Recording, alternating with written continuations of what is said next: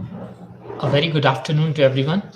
So, we are at the last stage of our conference, Post International Conference on Structures, Materials and Construction 2021, organized by JP University of Information Technology, Civil Engineering Department.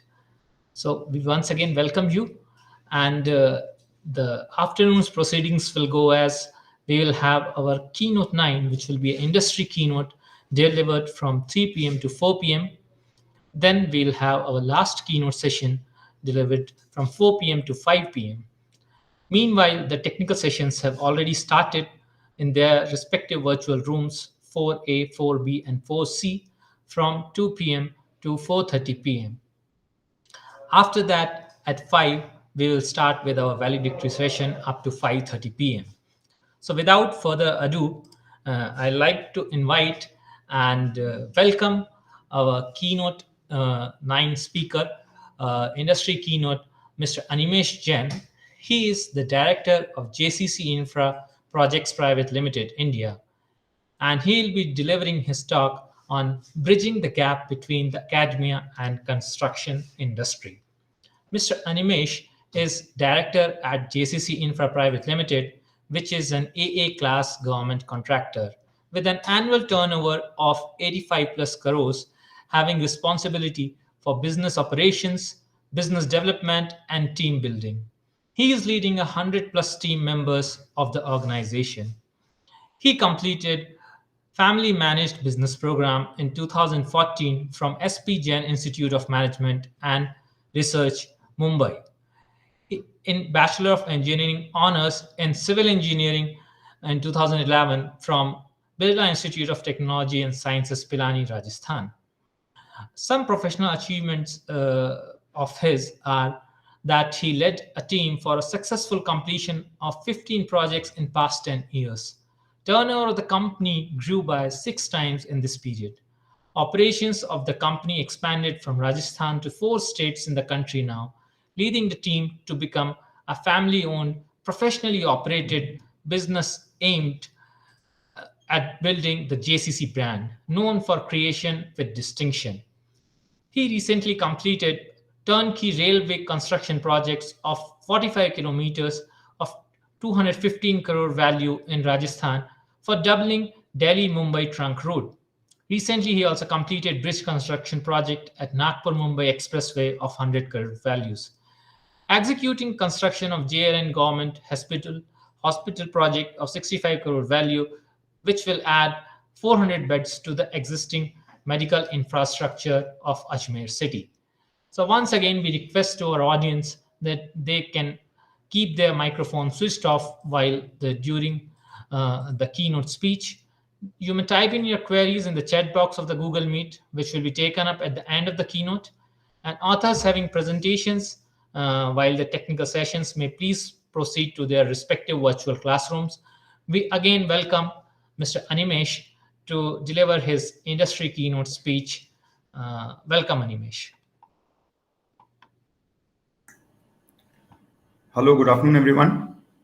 Good afternoon, Animesh. I think Tanmay was too kind to, in fact, Assistant Professor Tanmay was too kind, Dr. Tanmay, to introduce me. He's a close friend, and I'm really honored to interact with all the esteemed colleagues as well as the juniors in the academia pursuing their academics and studies currently. So, first of all, I would just suggest that I'm not a professor by profession, and so delivering lectures would obviously not be my forte. So, Tanmay, I would just like if it could be an interactive session throughout, if it is possible with the current Some of setup. the audience members may not have their microphones working, Okay, so it might be a little challenging in that sense. understood. Some might have, so it's depending on some of the audience may be in a little disturbed. Understood. So I'll just open the forum for everyone. If at any point of time while I'm trying to share my ideas, and those might be, borrowed ideas as well as the original ideas, and if anybody wants to interact or discuss on a particular thing that we are going to present or discuss during the session, they are very much welcome. It will definitely help me to add value to the this conference which is going on. So once again, thank you, Tanmay. Can I Yes, please. just share the screen? I have a couple of slides to Yeah, go through. yeah, please. Thank Yeah, you, thank you. Yeah.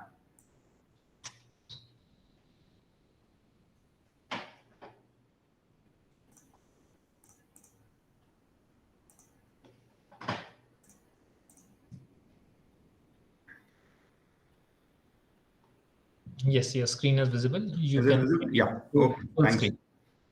Thank you. I'll take a minute to adjust one second. Yeah, no issues. Are you in full screen mode? Yes, I am. Actually, you have presented a window. So when you present a window, the full screen doesn't appear. So what Okay. you can do, you can stop sharing and then you can present your entire screen. Then it will be easier Okay. to Understood. present it in full screen I'll mode. do that. I'll do that. One second.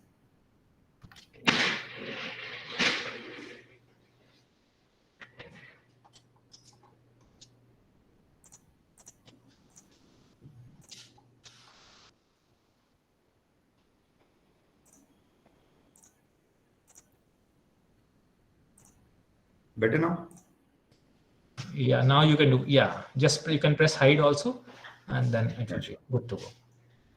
Thank you. Yeah. So the topic that we are discussing today, it's a common topic uh, between the academia and industry. It is a regular debate which is going on, how to bridge the gap between academia and construction industry. An interesting topic to talk over a cup of tea or with friends and colleagues together. But it is really implementing the same, bridging out the gap is really a difficult task.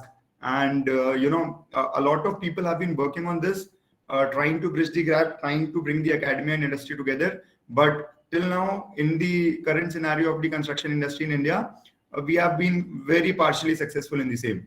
So I would like to share a few thoughts about that. First, I'll just give a glimpse of who we are. I'll take a minute only, not waste much time on this. We are JCC Infraprojects Private Limited, and we like to call ourselves a family-managed, family-owned, professionally managed infrastructure house.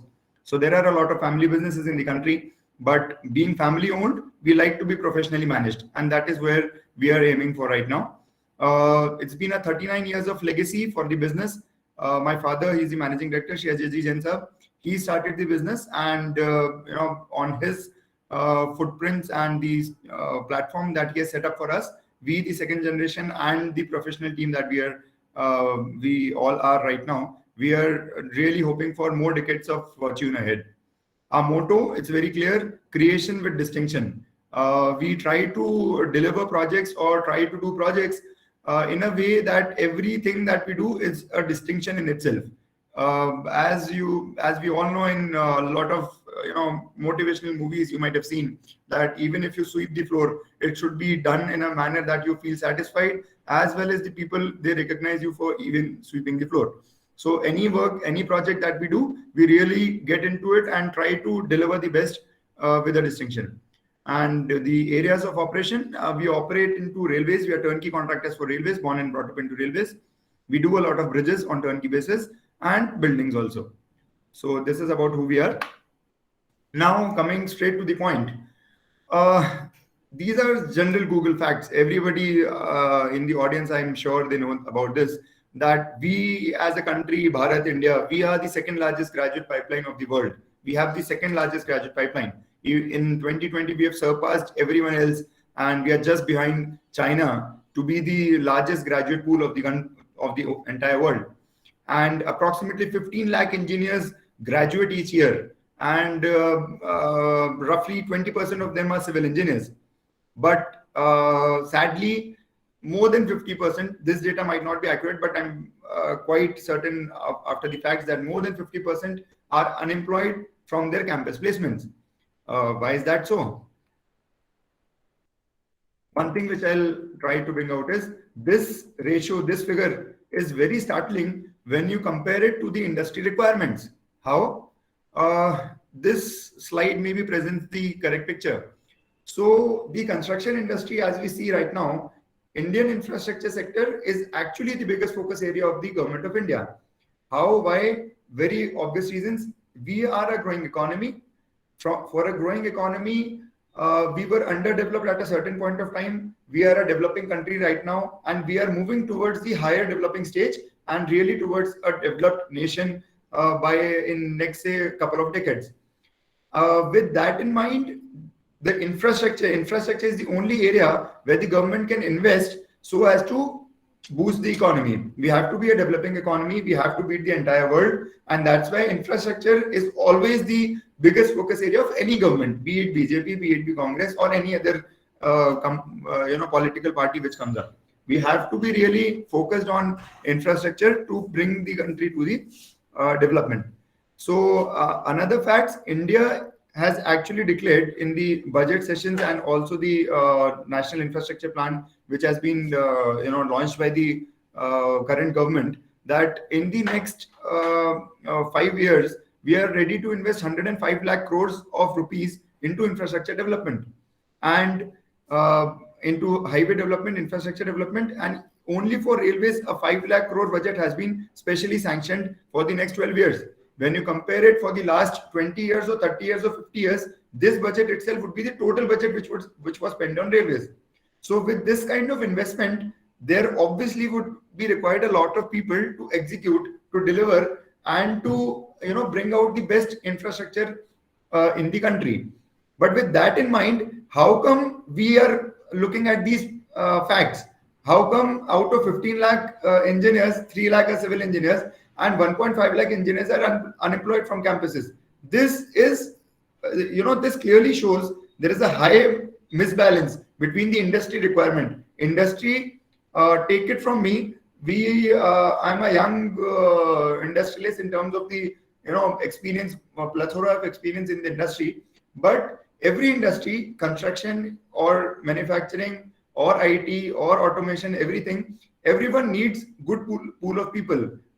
And we have ample of people around. But why there is a huge gap?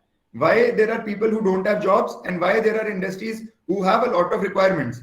This gap actually needs to be filled. But since we are discussing coldly on the civil topic, on the construction industry, I'll restrict myself to the construction industry itself. So here I'm trying to give a picture. We are trying to bring out that the construction industry, Indian construction industry, it's really huge. There is a lot of investment which is planned. There's a lot of requirement which is planned for the country to grow. And still we are having this mismatch that 50% of our young generation every year is unemployed. This picture maybe shows you what I'm trying to say. This bridge, maybe this is how I'll try to bring this for my junior colleagues who are still in colleges. This may be this is an interesting picture I came across on Google, and I'm sure this is just an artistic impression. This should not happen anywhere in the world, but this clearly shows where the gap is. Ek taraf se you can see that the academia is coming with a lot of people, with a lot of workforce. You can see the people in orange jackets. You can relate it to the college pass out, the fresh graduates, and the industry, and the people who are really looking for jobs, who have started towards the journey. And there is this industry, the person in the suit who's actually looking for people that please come to me. But the directions are otherwise. The academia is going in some other direction, and the requirement of the industry is going in another direction. So yeah, this might be a true picture of the presentation of what is the current situation of the academia and the industry gap. Now I would come to the topic. Why is that so? Let us deliberate on the issue. Why is that so? One reason, I've just jotted a few reasons, main reasons which I feel that they are hampering or creating the gap between the academia and the industry. One may be the archaic curriculum. We are actually, being a civil engineer myself, the books that I've studied, they are excellent. They are excellent course books. But again, the curriculum needs to be revised. You need to incorporate the original theory, original basis Yes, very much required. But then you have to keep on revising. You have to add on chapters. You have to add on the new technology which is coming in. Second, lack of skill-based education.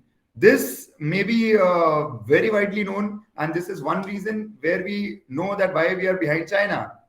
This is the only reason we are behind China. In China, government is focused toward developing skills, and in India, we are focused towards developing graduate certificates. So, lack of skill-based education, that is one. And a very important fact, actually, lack of zeal for civil engineering. I'm giving this talk based being a civil engineer myself, being one of the only few students who actually after college went to opt for a civil engineering career. Maybe it was because of the family managed business, maybe because I was really passionate about that. But as a matter of fact, only few of the students of our batch, maybe we were a batch of some 60 people, and 4 or 5 I think are only in practicing civil engineering right now. Remaining 55, they are out of civil engineering. They've moved their way out. So lack of zeal for civil engineering is actually one of the reasons. And yeah, last but not the least, unattractive paychecks. This is from our industry colleagues. This is our matter. The paychecks are not good, and yes, it is a matter of fact that passion is one, and when paychecks come with the passion, then the gap definitely closes. So let us try to find out, let us try to picture how can we resolve the current situation. This picture, that is what we are trying to figure out, how the industry, how the academy, and how the curriculum can go. So first of the propositions which I think can be discussed, alignment of curriculum with the industry. And I would like a minute to elaborate on this. JUIT, established by a pioneer, industrialist, a construction expert, and a patron leader, a leader of construction industry, Shri JP Gaur. He I'm not in touch with him. I've not interacted with him directly, but establishing a university, especially in collaboration of the industry, leading by his own name, that actually is a way how curriculum and industry can be aligned. This particular thing, how can we bring about it? Right now, in the curriculum that we studied, and I know in many colleges, which is the thing that is being followed, lectures or presentations or teachings, coachings are being done by academicians who are definitely experts in their own field, who toil hard, who labor hard, who practice hard to bring out the best, analysis, best methods of design, best methods of theoretical thinking. But if we combine it with lectures of field engineers, likewise in every subject, and I would really request JP University people that if you can try to incorporate this input, if you like, for every subject, let's say for, there's a course, I think, analysis of structures or concrete design, analysis of design. There's a course which I remember from college. So our professor or any professor will teach the basics, the basic methodology, how stresses are transferred, how moments are transferred, how limit state method is applied. All these things are delivered. Those theoretical matters are actually discussed. But when some expert from the industry comes in, agar wo expert, when he comes into the field with having field experience, when he comes in and conducts a workshop along with those lectures, it would be great learning. Why I would like to add on why Byju's is becoming successful. Just take an example. Byju's is teaching only school classes, but even then they are becoming successful. Why? Out of the book, they are not focused only on the book curriculum. They are bringing out 3D models. They are bringing out workshops. They are bringing out videos. They are bringing out so many other things with which people can interact, with which small kids can interact. And we engineers, nobody has seen a bridge, a design of the bridge until they were, they could opt for civil engineering. Then when you are studying a bridge design, when you're studying a structure design, how would a student analyze in his own mind? He should have a picturization of what would actually be happening on site. how stresses are being transferred, why something is important, and who can impart the knowledge. That knowledge can definitely be imparted by a project manager, a construction engineer, an expert in design, who will come in, who will bring in some model, who will show in a slide, see, this is how stresses are being transferred. Or, who can take the field directly at the site itself. Why not at site? A tour could be organized to the site. A particular lecture can be conducted directly at the site. And the construction manager there, the project manager there, the general manager there, they'll be happy to discuss with and deliver to the students their knowledge, their plethora of experience, which they have gained over the period of time. Secondly, more focus on workshops, learning while doing. See, these civil engineering, in my opinion, or in normal course of thing, civil engineering is more of common knowledge combined with a special, design technique or technical analysis. Common knowledge is very much required to be a good civil engineer. When you do a workshop, you learn survey on paper, not at all advisable. Why don't we learn survey directly on the field? Why don't we conduct a workshop? Why is it necessary to do go to an examination and write down how the initial level and the backside and the foresight are to be calculated? They have to be added and divided and then checked. Give a workshop to the students. Let them be on the field. Let them apply. Let the examination be on the workshop itself. We do not really require a few subjects to be taken on lecture basis. They could be more of workshop basis. Third, analysis of design of under construction projects. So analysis of design of under construction, by this I try to elaborate discussing case studies in books, because books are written in a decade, or they tend to be followed, the curriculum books, they tend to be followed for 5 years, 10 years, and few authors do revise keep on adding on things, but normally authors revise it after a certain point of time. In addition to books, what I try to bring out is we should bring in case studies in the classroom itself.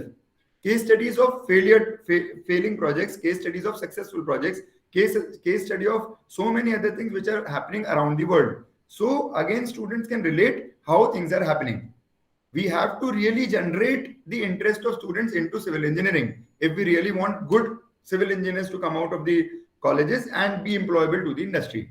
That is one. Tanmay, I'm taking a small pause. If Yes, there are some ideas of people who are in the session, if anybody wants to add on this, I'll be really happy. If later, completely fine with me. Yeah. So audience are also invited, and even you are putting such interesting thoughts. I am not able to contain myself. I even wanted to contribute, but let's first take the thoughts from the audience. Then we will have a discussion more on that. If audience can have some of their thoughts, how we can bridge the gap as it was discussed, and few of the suggestions were given by Mr. Animesh. So we like to invite some of the thoughts from the audience. If someone can come up and share their experiences, share their opinions. We'll first invite from you guys.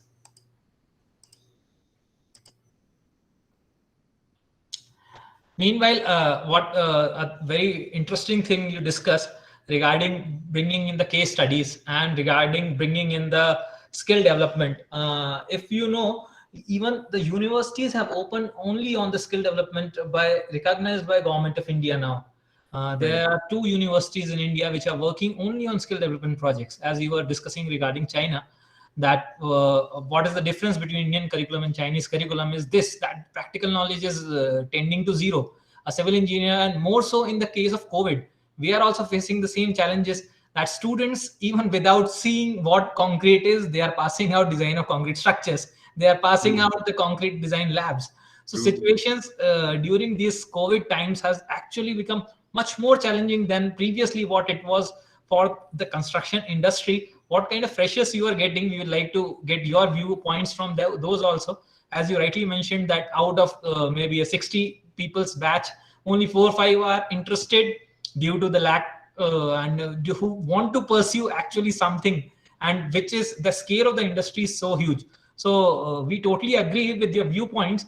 But as you rightly mentioned that JP University in that sense is trying, and we are in content also to make skill development courses. So I will also invite my head of the department, Professor Ashish Kumar, to join into this conversation. And that Mr. Animesh has brought very good points, sir, regarding bridging the gap between academia and industry. If you can also share your viewpoints, how things will can grow. Sure, Tanmay, thanks. And hi, Animesh, how are you? Sir, great pleasure to be interacting with you. Yeah. Sure. So basically, we are also in process to have some interaction with the industry so that we may get our student familiar with what is happening in the industry now. So now I want to know what are your thoughts on the things, because one thing I will share with you, that we are now thinking that we should add 6 month industrial training in the BTech curriculum. So what we are now thinking that every student of civil engineering must do a 6 month training during his or her 7th semester. So I want to know what are your opinion and what are your thoughts if we do this. Just to clarify Sir, the in context, fact, Animesh, yeah. once in JP University, the curriculum goes as in 7th and 8th semester, students have a project rather than having a practice school kind of thing, which you might have experienced in your time. So at JUIT also, we are in the same mode to introduce something like PS2, which you have done. So on that, thoughts were asked. In fact, my next slide, I would like to add, my next slide was really focused on this uh, compulsory industrial training. Yeah. So this should actually be made compulsory for everyone. Means no questions asked. Uh, any college, government of India, if they can bring about, every college has to do it. And we were really very fortunate. As Tanmay mentioned, I graduated from BITS Pilani, and it was a curriculum designed by Harvard University. Actually, initially it was designed by the Harvard University when Shri Birlaji, GD Birlaji, he went on with Harvard, collaborated a pool of professors then in 1952, and he created a model that 6 months training, industry training, would be a compulsory matter. And out of that, the best learning, if I would also share, out of all the 8 semesters, these 1 semester in which we were in the industry, working for an organization, working as an employee to the organization, was the actual learning which we really remember. I most respectfully, all these 7 semesters, our professors worked really hard to bring out the best in us. But implementing it right there, right then was the best part, which we had the fortune to learn about. And sir, I would really request and recommend that if it should be made compulsory for 1 semester at least, students must go to the industry. And industry, in my opinion, is very open. Even we are a small player in the industry. Let us be very clear. We are not that huge. But even industries of our scale, we'll be glad to have people of students that who really want to come to the industry, try to learn, grow their skills, and be a part of ourselves. Because finding good people, if I add one more point, in the construction industry right now, in projects I'm saying, I think roughly 75 to 80% are only diploma engineers, or maybe ITI, that too distance learning. The construction industry of the country, because we hire and recruit on day in day out basis, and we interact with a lot of engineers on the field. So 75 to 80% of the whole construction industry in India is being run by only diploma graduates or ITIs. Just because graduate engineers are really not interested into taking up civil engineering, or they are not qualified enough to take up civil engineering. ITI people who have learned on the field, diploma, distance learning diplomas, are also supervisors who became foremen, then did their education through diploma courses which are available through correspondences, and now they are project managers or general managers of so many companies, and they are running the construction industry well. They have all these skills, but they have learned it over a period of 30 years.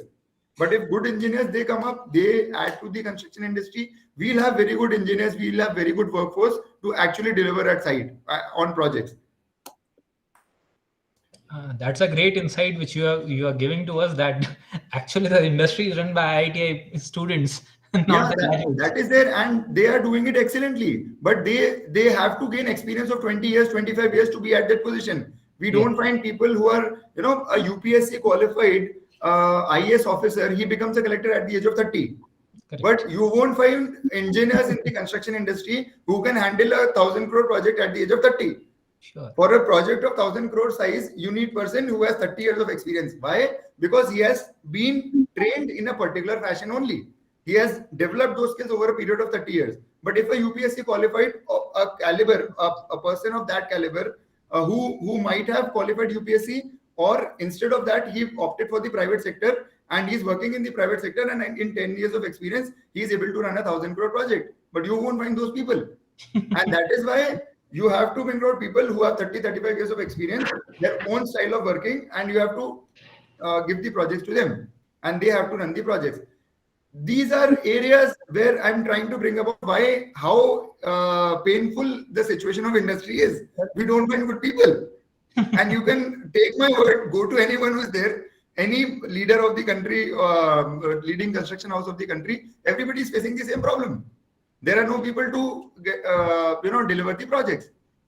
Anyways, I think I'll move on with the current thing. I think I've made my point, and I thank a lot Dr. Ashish Kumar for adding to the inputs. So as we were discussing compulsory industrial trainings, here as for CA and medicine practitioners, maybe the government of India can, or the curriculums or the colleges or the universities, they can bring about that, okay, your grades, one particular semester or two particular semester, you are an employee to the company, you are just registered with the college. Now your employer will decide which grades are to be given.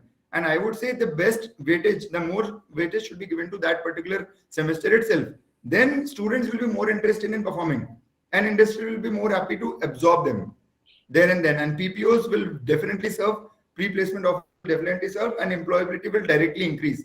How best it could be when I get 6 months of training, I get to impart 6 months training to a person or to a very good candidate from a very good college, and he's already trained into my industry. And why not? Why will I not offer a PPO to him? I will be very much satisfied hiring him or her in the particular area. So second point was this. I'll move ahead with managerial skill development.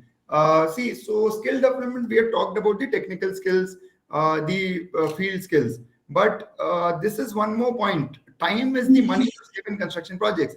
This again is a very common saying in the construction industry. Successful construction companies follow this by the heart.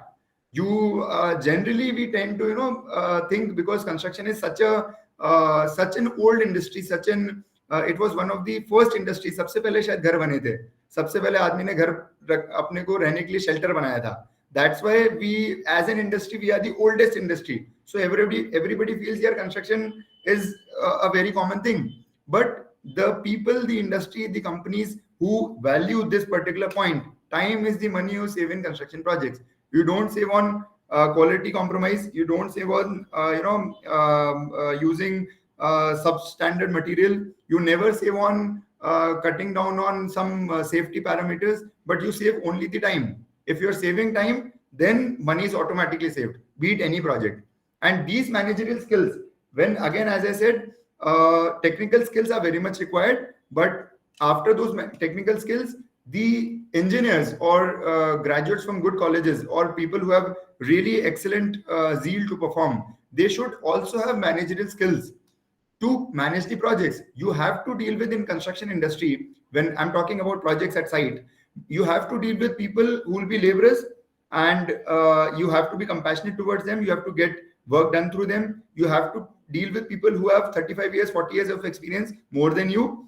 And you have to deal with local administration day in and day out. You have to deal with all the politicians. You might be facing some XYZ minister also, and you might be facing administrations also. But out of all those things, the manager of the project or the people who are really performing the project, they should have the managerial skill to manage their time, to manage the money which is flowing, to manage the progress, and to manage to keep a healthy environment around, to keep a sanitized environment, to keep a safe environment, to keep a zealous environment, a target-oriented environment in the whole scenario. So yes, managerial skill development should also be focused, and this fortunately a very easy way out. Again, the colleges organizing fests, conferences, seminars, these things should be made completely student run. Students can do amazing things, and every time a new student, a new batch of students coming in, a new energy coming in, the time and the energy and the enthusiasm that they put in, that is really amazing to see how students of age 17, 18, 19, such younger tender ages, in their teenagers, they try to manage fest which are budgeted at 5 crores, 10 crores, and that particular fest, that particular conference, that particular seminar in itself is a project. It's a 3-day, 4-day thing, a 2-day thing which is going on. And when students try to manage that, try to they deliver, then they get another whole level of experience. And I would share a quote from my father. He says, do a small project, make a model, make a model for a smaller project and multiply it 1,000 times. You can do any project. Try to do a 10 crore project in the perfect manner and just multiply it 100 times. The management will be the same. It won't change. Doing a 10 crore project or doing a 10,000 crore project, the basic theme, the basic idea remains same. So if you have managed a fest, if you have managed a seminar, if you have held a conference, you get an experience, a managerial experience with which you definitely inculcate skills, how to interact with people, how to face challenges, how to deliver in tight schedules. So that is one more add-on from my side. Now I think this might pinch you, Tanmay. I'm sorry, Dr. Tanmay, Dr. No. Please be as honest as possible. And this I is am just trying to be that. Please don't that take is it very as important. this is This is a the main theme of the very conference. Actually, you are speaking on the main theme of the conference, which is to bridge the gap between academia and the industry. Yeah. So So we want your upskilling the faculty.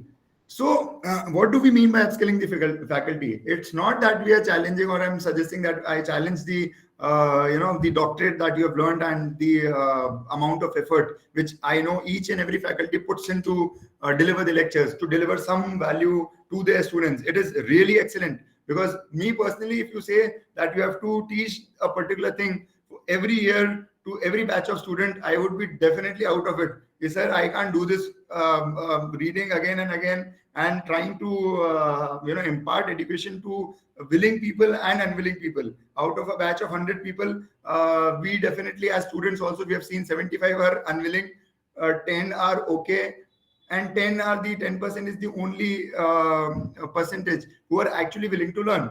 But a professor, a faculty has to deliver, has to try, and they give their best efforts to bring out the best in their students. But again, what do I mean by upskilling? Upskilling means tie-ups for design, proof check, and supervision of projects. Some book written by for pre-stressed concrete structures, or analysis of design, or Professor Duggal might have written, or surveying Professor Punia might have written. So those books were written at a particular point of time. After that, the construction industry, every industry changes very swiftly. We are the industry, construction industry, as compared to the tech industries, changes on a slower scale. IT industry will change every 3 years. We change after a decade or 15 years. New technology comes in after 10 years or 15 years. But if you are linked with current projects which are going on, be it involved in design, be it in proof check, be it in supervision, direct linking with the projects will actually help upscale the faculty. You will means the faculty will also be very happy learning the new things, how people actually deliver at site, how designs are actually undertaken, and more importantly, people learn with failures which happen. Nobody wants to fail. Nobody wants a structure to collapse. But shit happens. I'm sorry for the word, but things happen. Things happen in the industry. Things happen on projects. Things happen on design. There might be a fault on the design part. It might be a fault on the construction delivery part. But again, how do we interact? How do we come about it? Case studies will be brought when the faculty, when the colleges start to take up projects. Again, I would suggest, I would bring out that the design industry right now in construction, we are design in India. Again, the fact is most people are copy pasting the designs, and that is why we don't innovate. So if the faculty is there, if academicians are there, if you see a structure which has to be built, and academicians really give their input into it, I'm sure we will save a lot on cost, we will save a lot on time, and the students who will be coming out under the faculty that is really doing the design themselves, they'll be great. They'll deliver amazing things to the construction industry. And this is one reason how EPC projects, I'm sure most of the audience, students, I'm not very sure, but yeah, EPC projects is engineering procurement construction mode. This is the most prevalent contract form in the country right now. And why government has moved directly to EPC? Now, I think around 70-75% of the projects have moved to EPC. Why EPC? Because now there is that gives an openness to explore how better designs can be incorporated, how international standards can be incorporated, how time could be saved, how money could be saved. It is not about the factor of safety 2.5 ले लो, पुराना ये किया था उसको copy paste कर लो. Again, when the academicians they come in, you will be able to provide us a lot of inputs. You will be able to save the cost of the country. It's not only about the project, it's about the country. Infrastructure, India, the government of India will have 100 rupees budget. And if we can save on the design, if we can bring out new designs, or if we can elaborate more on the designs, then we will definitely save cost. That is one area. And another would be training on latest equipment, machinery and software. I would recommend universities, please send your professors and teachers to so many conferences, so many machinery conclaves. There are so many machineries available in the market. We are working on TBMs. TBM tunnel boring machine was a fascination 12 years, 15 years back. There were a few handful tunnel boring machines. Now I think there are hundreds of tunnel boring machines in the country. And they're working day and night, 24 hours. So those kind of machinery, when the professor, when the faculty, they go and interact with the actual industry, actual construction industry, they'll be able to educate the students regarding that. That is one point. I'll just be quick now because we are running short of time ahead. And this being on the industry side, I think I took only one slide to bring out our contribution. From the industry, I definitely, or my colleagues also will be, understanding of this fact. We also need to improve the working conditions. Students or fresh graduates won't be interested in working in very harsh conditions always. You definitely want to see yourself working in a pleasant environment. You like to take on challenges when you're a youngster, but after a family grows, after people grow on with age, everybody wants to have a good working environment. So the industry itself, we industrialists also have to think about it, that we have to improve the working conditions. We have to see that at remote project locations, we give good facilities, good working conditions. We try to give married accommodations to people so that they can live on with their families. They can be sure of the education of their children. And again, paychecks. If a very crude fact, a worker, an engineer working with an oil company would be earning approximately 5 times as compared to an engineer working in a construction industry. We have to do something about it. We have to really figure out how we can par the gap, how we can bridge the gap. Then only people will be interested. And again, physical demanding nature of projects, we need to give good, safe working conditions to people so that they are really interested. And last but not the least, being a passionate civil engineer myself, I really want that we bring on the glory of civil engineering. We are really doing wonders in the construction industry right now in the country. We are a growing industry. We are a growing country. We have undoubtedly 182 meters of Statue of Unity delivered in record period of time, an engineering marvel in itself, and world's highest railway bridge over Chenab, built by the Indian Railways. Again, an engineering marvel being done in the country itself. And when we create interest, the students, as I said, the good people who could have qualified UPSC and could have gone to be a collector or be an administrative officer or be an IAS officer, those people come directly into this industry, into design, into analysis, into this construction direct projects itself. Then we will have amazing people to work with. And last but not the least, sharing a few photographs of a couple of projects that have been delivered by our company. And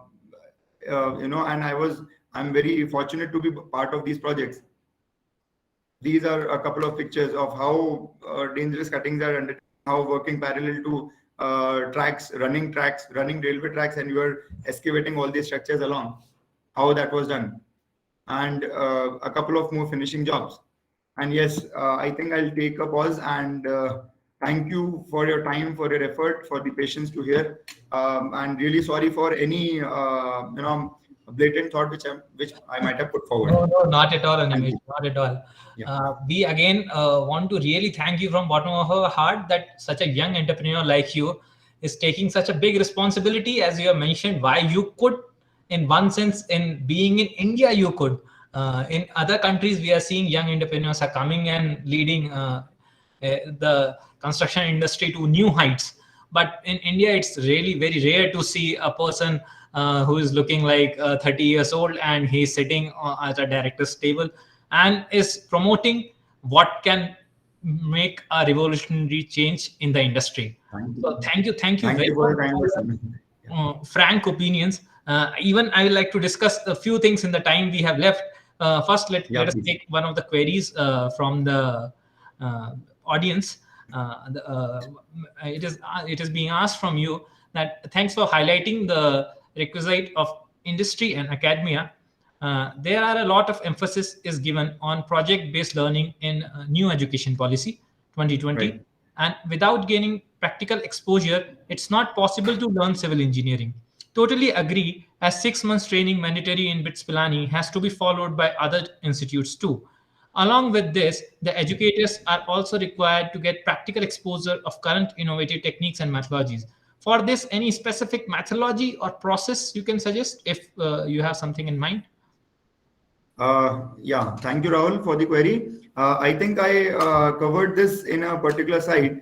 How to the methodology or process, the educators are. I think the educators are also required to get practical exposure of current innovation. Okay, so as I try to bring out what I would my thought on this particular point. If the educators, by that we mean the faculty, when we interact with projects or the current projects which are going on, uh, uh, the contractors, currently we have to follow a certain set of rules which are laid by the government. There has to be a proof check which has to be done by educators or the faculty of reputed colleges, and there are also more testing, more designs to be done through the faculty itself. So with that, directly the educators can connect to the construction industry itself. And I think every good construction company, they'll be very happy to bring on educators, the faculty on their projects, so that they can get more insights, because we tend to follow what is going on in the market, but you have the exposure of the whole world. You attend so many international conferences, you have so many international connects, and maybe you have some idea. For example, I was just listening to earlier session where FRP was being discussed. So FRPs have been in design for since 1960. Why can't India be the first country to start with FRP? We can be the first country. But when educators come into the picture, you give us an idea. Okay, try FRP in this particular area, and once we start getting into it, there is a win-win situation, a symbiotic relationship. Industry would be really happy to host a lot of faculty members into the construction projects, and for that, directly you can directly connect to any of the projects going on. Anybody, any construction company or government department would be really glad to have on board experts like you. That's a very valuable comment. But from the academia side, the reality goes, in my understandings, and if Rahul was commenting something, then I'll go back. Yeah, yeah. Hi, Animesh. Hi, Dr. Tanmay. Yeah. Actually, I just need to add something regarding that. Like many time, industries are doing many innovative things. They are just directly capturing the innovation from outside in India, and they are implementing. But same time, if they try some hands-on session to the industry educators, because they are implementing, they have their own experts. But if they include the educator also, so we can include that new technique in curriculum also. Yeah, So true. Definitely yeah, true. that will be a good thing, because we are adopting new technique in construction industries, but we are not educating the educators to educate Right. the students. the same thing. So that will be a Definitely. better way. True, true. I think so. I- For that, Rahul, I would add that India का red tapeism is good in one sense. अभी भी क्या हो रहा है? Let me put up कि any design which comes through innovative, let's say we hire the best consultants in the country, and they come across, they give us a design. Now most of the government offices still they will require कि नहीं यार एक professor से check करा दो. And by that way, वो छोटा सा red tapeism is helpful. We are bound to go to one professor at least, one college, one university, and say, sir, please check, please cross verify every calculation and give your approval. Yes, this design is ready to go. So in that way, वो छोटा पुराना जो technique है, पुराना जो lobby का mindset है, वो अच्छा है. We can really connect. कि there is a compulsion in every project, a design which we are bringing in. Our design consultant can be some private person. Our authority engineer, authority engineer is the word which is used, or proof consultant. Proof consultant, at least 50% of the government departments are very strict. You have to go only to a government college or a reputed private institution to get this proof checked. And when you connect to the government departments directly, I would suggest this. Any university, you can go across, connect with them, and say, sir, we have this pool of very good professors with us, and we will really like to be associated with your projects. So those government departments will send people like us to you directly. Sir, you have been recommended for proof checking. Please proof check. Yes, that is required, because same time, this transportation minister Gadkari, they are saying that we are rapidly increasing our per day road length. So they are using some innovative technique, anything, but same time, if they include the faculties, then it will be directly passed on to the student. So Definitely, totally agree. Again, the issue comes up here. In my personal experiences, as you are correctly saying, there is a proof consultant, and that is hired from a government institution. And those government institutions are overburdened. Those professors, I have known them, I have met them. They're overburdened with so many projects going on, and with their responsibilities from the institution. And there are young upcoming professors or young upcoming fellow members who are not able to get the even chance to associate with companies directly. So in that sense, as industry is changing with young entrepreneurs like you, similar revolution has to come in academia also. I would like to interrupt you and reply to this query. So Dr. Tanmay, in that case, marketing comes into picture. Every person, every business, consider yourself. See, this is a capitalist economy. Yeah. Consider yourself as a person who has to sell your own skills. So if you go meet with government departments and tell them, sir, this is the kind of experience I have. I personally take it from me. So those departments will definitely give you the job.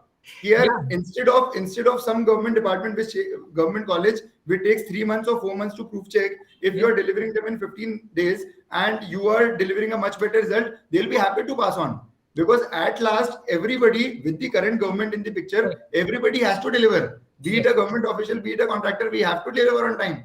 Yes. So they'll be happy. Okay, Dr. Tanmay, if you are ready to give us, we have seen your presentation and we really like you, and okay, we'll recommend your name. But yes, for that, little bit of marketing is required. Like we go and bid for projects, you have to go and discuss with some government administrative officers, maybe high up the end of the food chain, and those principal secretaries and the planning people, they will put on add on colleges. Yeah, this university is what these are the pool of universities that we really want. Because earlier, a similar example, earlier only government-owned PSU banks were allowed to give bank guarantees. But then it was changed. And all the scheduled banks of the country, all the private banks who are scheduled, those bank guarantees are being accepted. So this is something, some marketing, from the academia was also required, please. Yeah. Because generally academicians are known to just teach your classes. Right. So that's a change which that needs to change. That really needs to change. What other thing happens with private institutions are the faculty is quite limited, and they are really having a good schedule already with them. And then to go yourself, find out a job, do that job, and then it becomes part of the job. Yes, that has to change. That mentality has to change. Right, that mentality. You have to go out. You have to go out. No doubt about it. As becoming an academician, person thinks my life is now quite settled. Now I don't have to run around things to do the things.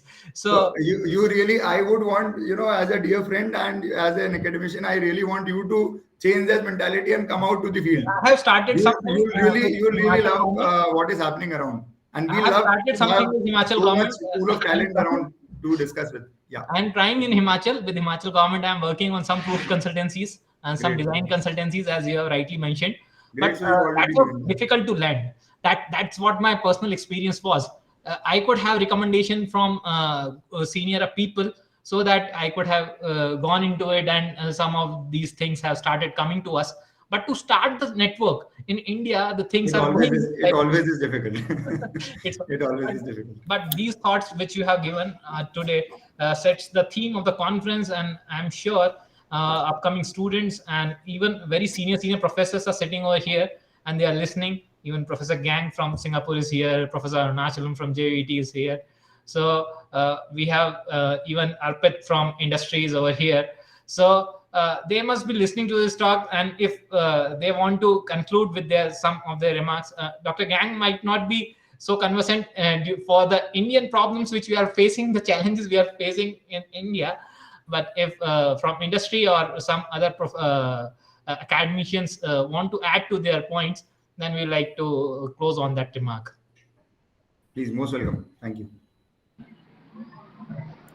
Yeah, hi Animesh. Hello, sir. Yes, Arpit, your audience. Hello, Arpit. How are you? I hear you are a scientist now. Great, great connecting with you. Hi Animesh, how are you? Long time. I'm great, It's great, great great. to see you. Same here, same here. Great to see And you I growing. get to know that you are a scientist now. A pleasure. It was a nice lecture. Yeah. Great, great. All right, I guess it's also a little deeper in that sense. Uh, so on this note, Great, great. I guess he's in between some of the traffic also. So on this note, let me thank again to Mr. Animesh Jain, Director JCC Infra, and the valuable points which he has come up with, and the very fruitful discussion which we could have today. And we would surely like to link up from the students' perspective, from the academia perspective, and close into it. Even like just for one information of yours, even from industry now people are coming back to academia. A few of our faculty recently joined. They were working in L&T and now they have joined in academics. So through those kind of people, we are trying to connect again with the industry in a more properly, in a proper way. Okay, Animesh, then thank you again Thank so very you. much. Thanks a lot. And with this, we'll end the keynote Great section pleasure. 9. Pleasure interacting. Thank you. Thank you. Now, let me introduce and move ahead to our last keynote of the day that will be delivered by Professor Geng from National University of Singapore. Let me just give a brief introduction to Professor Geng, and then we'll begin with our keynote number 10. Very warm welcome to Professor Geng. Thank you very much, Dr. Gupta. Very nice to meet you. Very nice to meet you, sir. So, Professor Geng will be discussing upon structure and property of alkali silica reaction products, recent evidence from synchrotron-radiation methods for next 1 hour. He has received his master's and doctoral degree in CEE at University of California at Berkeley, USA in 2013 and 2017 respectively. His PhD program was dedicated to investigating the microscale chemistry and mineralogy of modern construction materials. He was then awarded a postdoctoral fellowship in Paul Scherrer Institute, Switzerland, where he studied the durability of concrete both as a construction material and hosting material for radioactive waste. He joined the Department of Civil and Environmental Engineering in National University of Singapore in 2019. Dr. Geng has research interests in sustainability and performance-based design of modern construction materials, as well as predicting and enhancing their long-term durability. His research involves the uses of a set of synchrotron-based characterization techniques. He has published more than 40 journal papers in the past few years, besides several conference contributions and a book chapter. He is a board member of ACI Singapore chapter of Singapore Concrete Institute and the convener of East Asia for RILAM.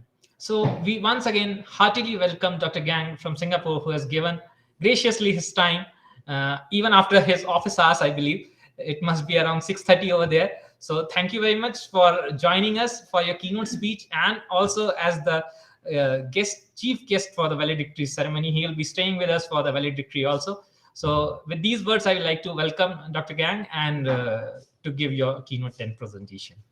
Okay, thanks very much, Dr. Gupta. Thanks for the warm introduction. I have been exchanging email with you since more than a year ago, and finally we meet each other online. Yeah, and it is really a very exciting event. I was just sitting behind the screen, listening to the presentation from other colleagues. So the colleagues that the presentation that we heard just now is very much on the industrial perspective.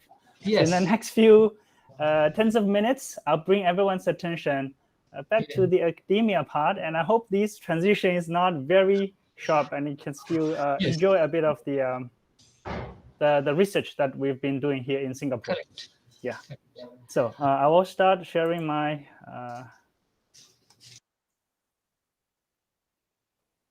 Give me a second.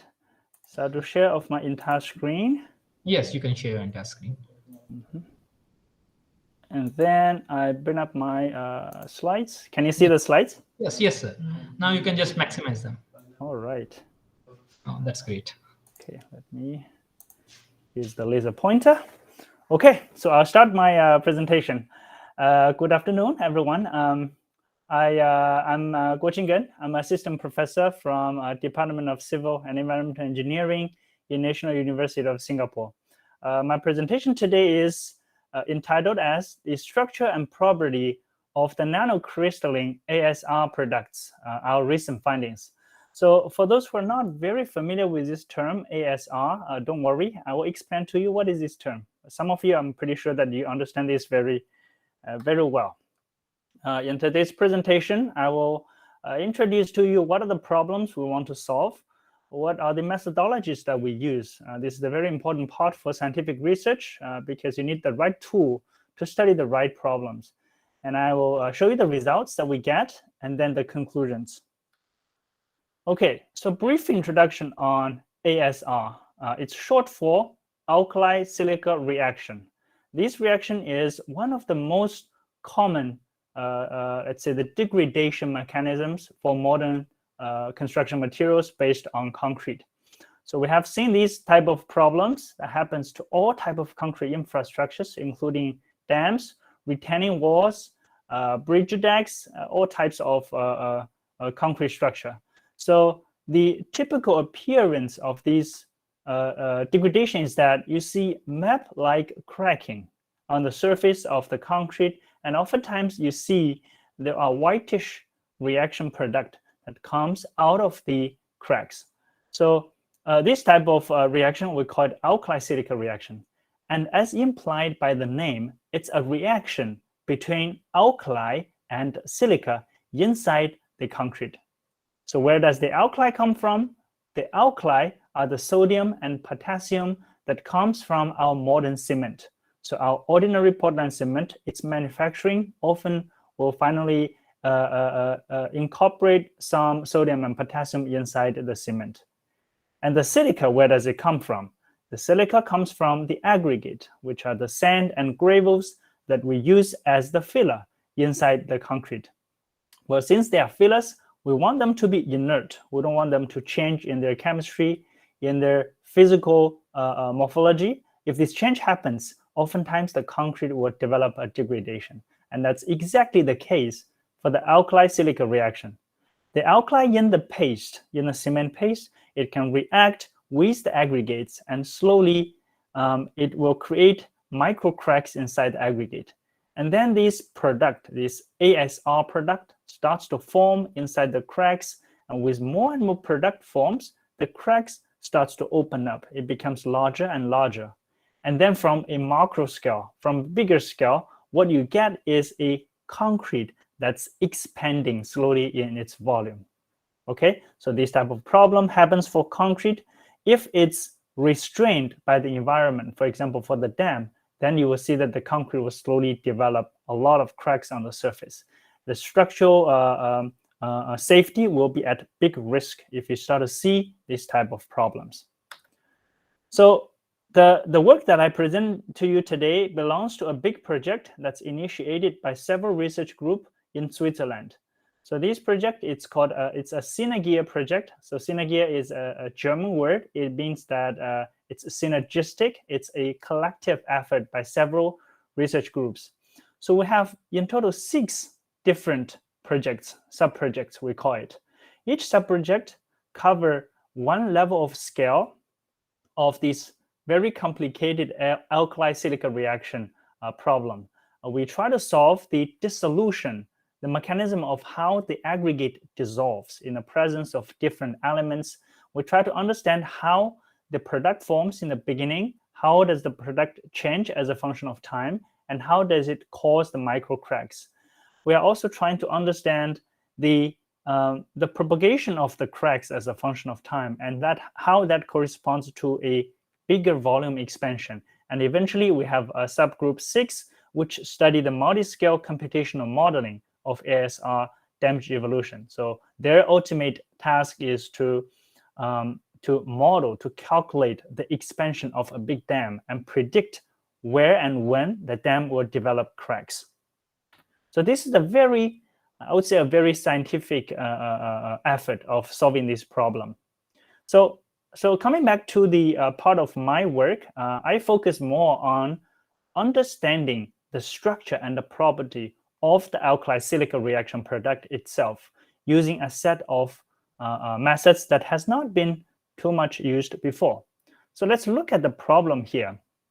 These are 2 scanning electron microscope. So for those who have conducted scientific research on cement, on concrete, you should know this technology very well. It's to use a microscope that's powered by a high voltage electron to give you the signal, the morphology at several micron, even smaller scale, of how the product looks like, and even the chemical composition of the product. So my laser is pointing to a river, a vein of the product that's filling a cracks. This crack runs through the paste to the aggregate. So this part is aggregate, and the right-hand side is a paste, and the crack is crossing their boundary. And then we see that the product in the paste is oftentimes featureless. It looks like a gel. It does not look like a crystal. However, inside the aggregate, this ASR product looks very finely crystalline. In this image, it's a zoom-in image. We can clearly see that the crystalline product looks like a nano-platey morphology, and they are inside the aggregates. And then we have this amorphous product in the paste. By looking at the chemical composition, we find out that they are actually quite similar in chemical compositions.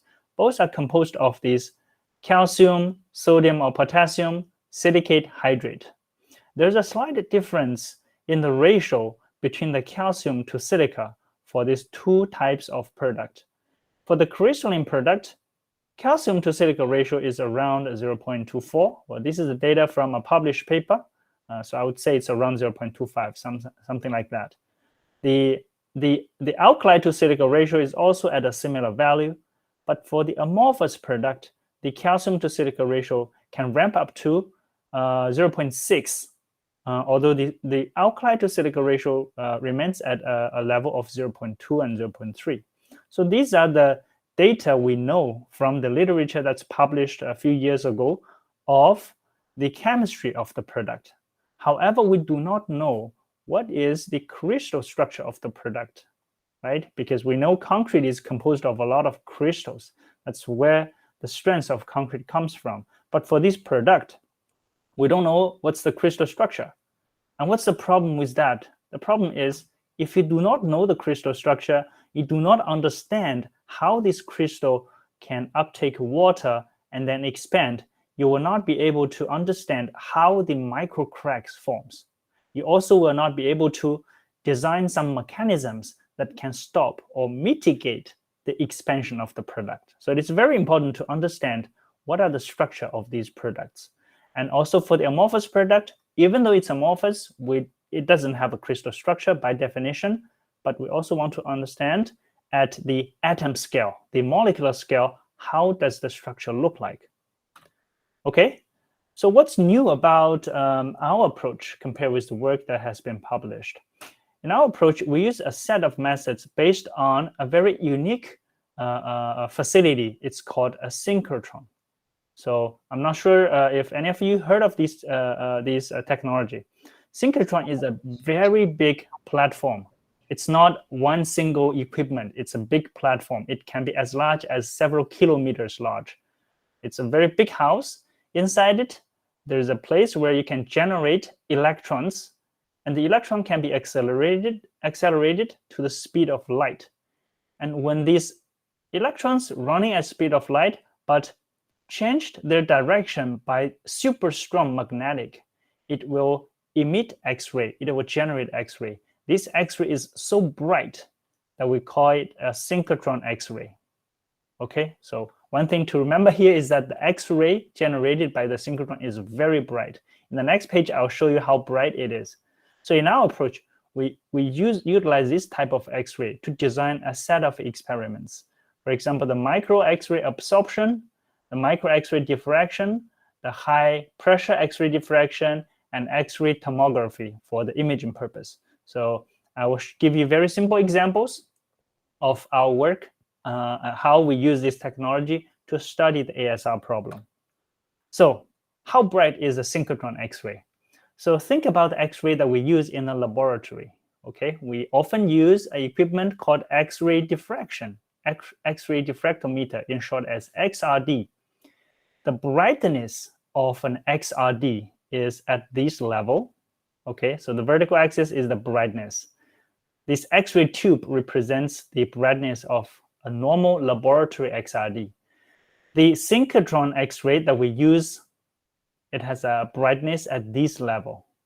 It's almost 10 to the magnitude of ninth order of magnitude. That means about 1 billion or even 10 billion times brighter than the X-ray tube in a normal laboratory XRD.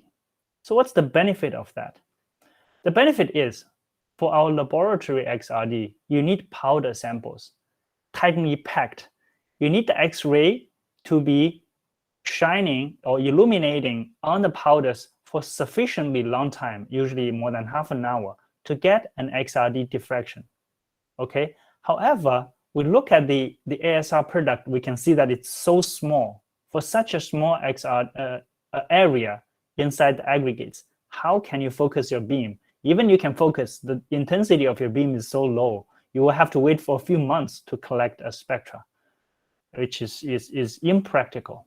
However, this is not a problem for synchrotron because the beam is 10 billion times brighter. That means you spend 1 hour to get an XRD in the lab, in a normal lab XRD, so you can get a similar quality XRD in a synchrotron only within 0.01 second.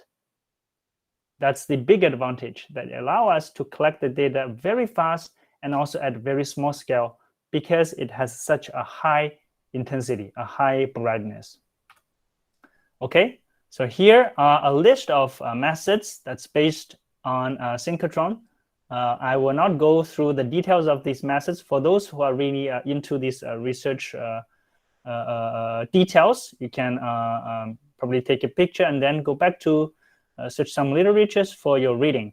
What I want to show here is that for most of the conventional laboratory methods such as SEM, TEM, Lab XRD, NMR, Lab CT, posimetry, we always can find some related or corresponding technology based on the synchrotron.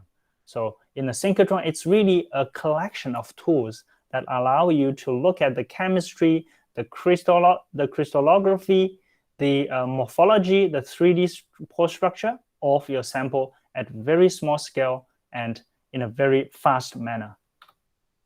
So now let's come back to our study. Let's look at the samples first. So what type of samples we can study in the synchrotron. So today I show you 3 types of samples that we studied. We studied the real concrete that has suffered from ASR. So this is the sink section, a polished sink section of a real concrete with ASR happening. The cracks run through the aggregate into the paste, even connecting another aggregate. And we can clearly see the whitish product, ASR product, in the cracks. So this is the real concrete sample. And this sample is actually a very small cube that's extracted by focused ion beam. We did some microscale cutting to cut this cube from the crack here. We cut it off, put it on top of a needle. This is on top of an aluminum needle. So this, we use it for a very special experiment, which I introduce to you later. The sample cannot be too big, so we have to use very small samples. We can also use this type of samples, the powder samples. These powder samples are collected by very careful hand picking from the cracks here. With the needle, we can pick out the product and then collect them, put them into very small capillary tubes for the powder study. In the meantime, we also synthesize a lot of samples in the laboratory with a changing ratio between the calcium, potassium, sodium, and silica. So this set of samples, we study them as a laboratory analog, as a comparison to the real samples. Okay, so now let me briefly show you the results of this technology. The first method is called micro X-ray absorption. So what is X-ray absorption? X-ray absorption is it's a chemical method to study the chemical environment of a certain element. For example, here are 3 different crystal structure of calcium carbonate. One is called veterite, the other is called calcite. This is the most common type, and there is an aragonite. They are all calcium carbonate, exactly the same in chemical composition, but different in the crystal structure or in the coordination structure of the calcium. The blue one is calcium, the blue atom in the center. So if you collect the X-ray absorption spectra of the calcium for 3 different materials, so here you can clearly see that you get very different results. This black is calcite, okay? The red is aragonite, the blue is veterite, okay? And this is amorphous calcium. So with different coordination structure of calcium, you can collect a spectra that has a unique feature. So consider this as a fingerprint of this material. Okay, a material with this type of structure, you know, oh, okay, so if the spectra looks like this, I know it's aragonite. This technology is good because it does not matter if the structure is crystalline or not. And also it does not matter what is the chemical composition of the structure. You can get the coordination environment of a certain element regardless of any other unknown information of this structure. So we apply this technology to our sample. We study a lot of reference samples with a known structure. They are in powder shape. Okay, this is how they are mounted on a sample stage and sent into the beamline, the synchrotron for measurement. And in the meantime, we are looking at a few polished thin section of the real samples. So we look at many points on the crystalline part, on the amorphous part. So let's look at the comparison. But before that, I want to share with you these crystal structures. We want to compare our ASR data, particularly with 2 minerals. One is called mountainite, the other is called schlickovite, because there's an increasing number of researchers think the ASR product should look like this, although they do not have the very strong evidence, but from the chemical composition, they think it's similar to these 2. So in particular, we study these crystals, natural crystals, as reference and compare their spectra with our samples. So first of all, let's look at this is the calcium XAS data. Okay, we collect the data from the concrete that's collected from different part of Europe. We have one sample from Belgium, from Norwegian. We have one sample from Switzerland. We have sample from Spain. We have sample from Italy. So all these different type of samples, we look at the crystalline part. They actually look very similar. So the crystalline products for the samples from all different places, they are identical. If you look at the features of all these black curves. And then again, if you look at the spectra of the amorphous part, this amorphous part spectra, they are all very similar despite they are from different locations of Europe. And if you compare the amorphous and the crystal, you will immediately realize that they are very different.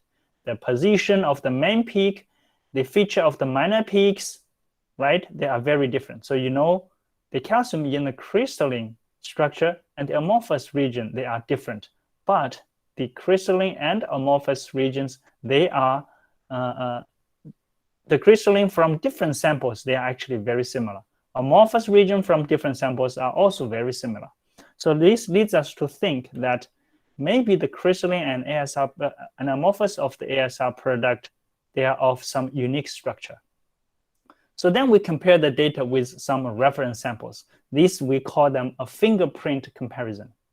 So we compare, for example, these 4 black curves. They are the results of our sample, crystalline region. We compare with montanite, with schlickovite, and with something called SKC, which is a schlickovite structure we synthesize in the lab. And then we realize that this black part is really similar to the schlickovite, the blue or the green curves. Okay, and it's different from the montanite. In the meantime, when we compare the amorphous product, we realize that, well, these 3 gray curves, the amorphous spectra, they are very similar to CSH. So for those who study cement and concrete, CSH is probably the most familiar term to you. It's the most important binding material inside concrete. Okay, so this amorphous thing, although they're amorphous, we do not have their XRD, but from the XAS spectra, we know that they are similar to CSH. Okay, so that's a very brief introduction of the XAS. Then I go very quickly to the Xrd study. So here we look at the Xrd spectra of our synthesized sample. It's called SKC and SNC. Each contain potassium and sodium in the synthesis. And we also realize that they are very similar to the schlickovite, the natural schlickovite. This again confirms that the crystalline product looks like schlickovite. And then we compare with the micro XRD, the XRD data of the product inside the real concrete. We see that they are very similar, but with some differences. For example, this peak, the basal peak, is slightly shifted, so indicating that the layer structure is shortened or enlarged. And then we have some peak broadening here, indicates that the crystal structure is not so crystalline. There are some strain or some amorphous degree of amorphous inside it. And in some samples, real samples, we even see the basal spacing. It can have multiple values. So it means that the real ASR samples, the crystals, they are not a single layer spacing. They are of different layer spacings. It's a bit similar as clay minerals. So then we use the so-called micro X-ray, we use the readable refinement to go from a schlickovite structure to fit the spectra of a real ASR sample, to fit the XRD of a real ASR sample. And now our data indicates, our analysis indicates that they are of very similar layer structure, but with a difference of the layer spacing and with a different angle of the layer gliding. Okay, but in general, the crystal structure are very similar. They are the layer silicate structure. And then we went on with doing something very special. It's called high pressure X-ray diffraction, or HPXRD. So the concept of this technology is that we use 2 diamonds. So this is diamond. These are 2 diamonds. The diamond tip is very small. So we use this is a stainless steel with a hole in the middle. We'll put the sample inside here in the hole and then fill it with liquid. And then on both sides, we close the hole with a diamond. And when you squeeze the diamond, because the tip is so sharp, a little force of squeezing will give you a very big pressure at the tip. So eventually, we can create a pressure up to a few gigapascal, GPa, gigapascal. 1 gigapascal equals to 1,000 megapascal. Such a large pressure will result in a change of the crystal structure. It will make the crystal structure shrink. And as a consequence, from the X-ray diffraction, you will see that the diffraction peaks. It shifts to the right-hand side as a function of the pressure, because the crystal structure are squeezed to be smaller and smaller. So the XRD, the peak positions goes to higher angles. So this is the so-called high pressure XRD. And then from fitting this XRD, we can get this data, which is the lattice parameter, the unit cell size. Its length, ABC, and angle, alpha, beta, gamma, as a function of pressure. So what is this? This is actually a mechanical property of this crystal, right? Because the ASR product is so small, we cannot measure its strength. It's a tiny powder. So use this method, we can evaluate the incompressibility or the bulk modulus of the crystals. So why is this important? Because if someone wants to do a calculation, a microscale mechanical modeling, he needs to know the modulus, the elastic modulus of this ASR product. So that's the purpose of this high pressure XRD study. And from this study, we can measure the volume of the sample as a function of the pressure. And the slope of this can be used to calculate the bulk modulus of this material. We realize that in the real ASR, there are multiple crystal structures, and they have different bulk modulus. This is very different from what we used to think, that the ASR product is a uniform product. In fact, it's not. It contains several different crystals. Some are very stiff, with bulk modulus up to 76 gigapascal. Some are very soft, with bulk modulus as low as 27 megapascal. And depending on the packing density, so because the particles also contain some gaps or voids between them, depends on the packing density, we can expect the bulk modulus to range from between certain values as an increasing porosity. So this value can be used for people who wants to do microscale modeling of the product. So I'll speed up a little bit with the last experiment that I want to share with you, which is the micro X-ray diffraction that's done in a tomography way. This is a very fancy experiment. So think about this small ASR product.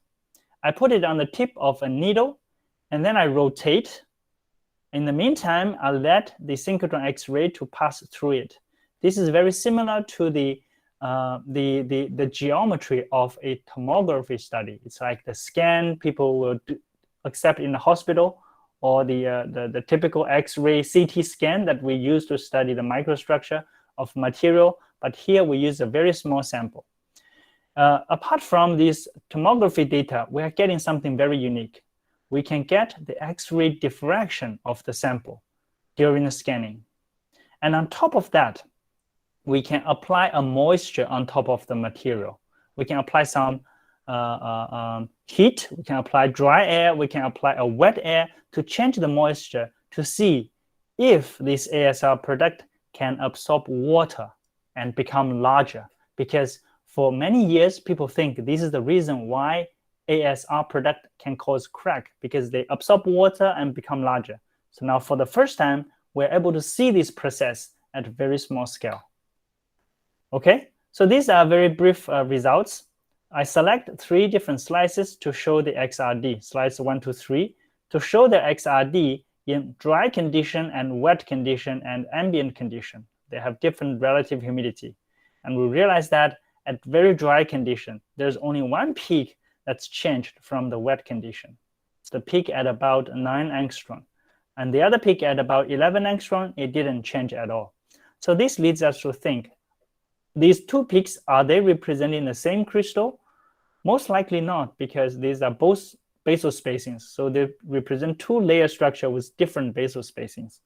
One is able to absorb water. So this one, it can absorb water and lose water in dry and wet condition. And the other seems to be consistent. It's constant. It does not change the spacing as a function of relative humidity. So to prove if there are two different materials, we use the signal of these two diffractions to reconstruct a 3D structure.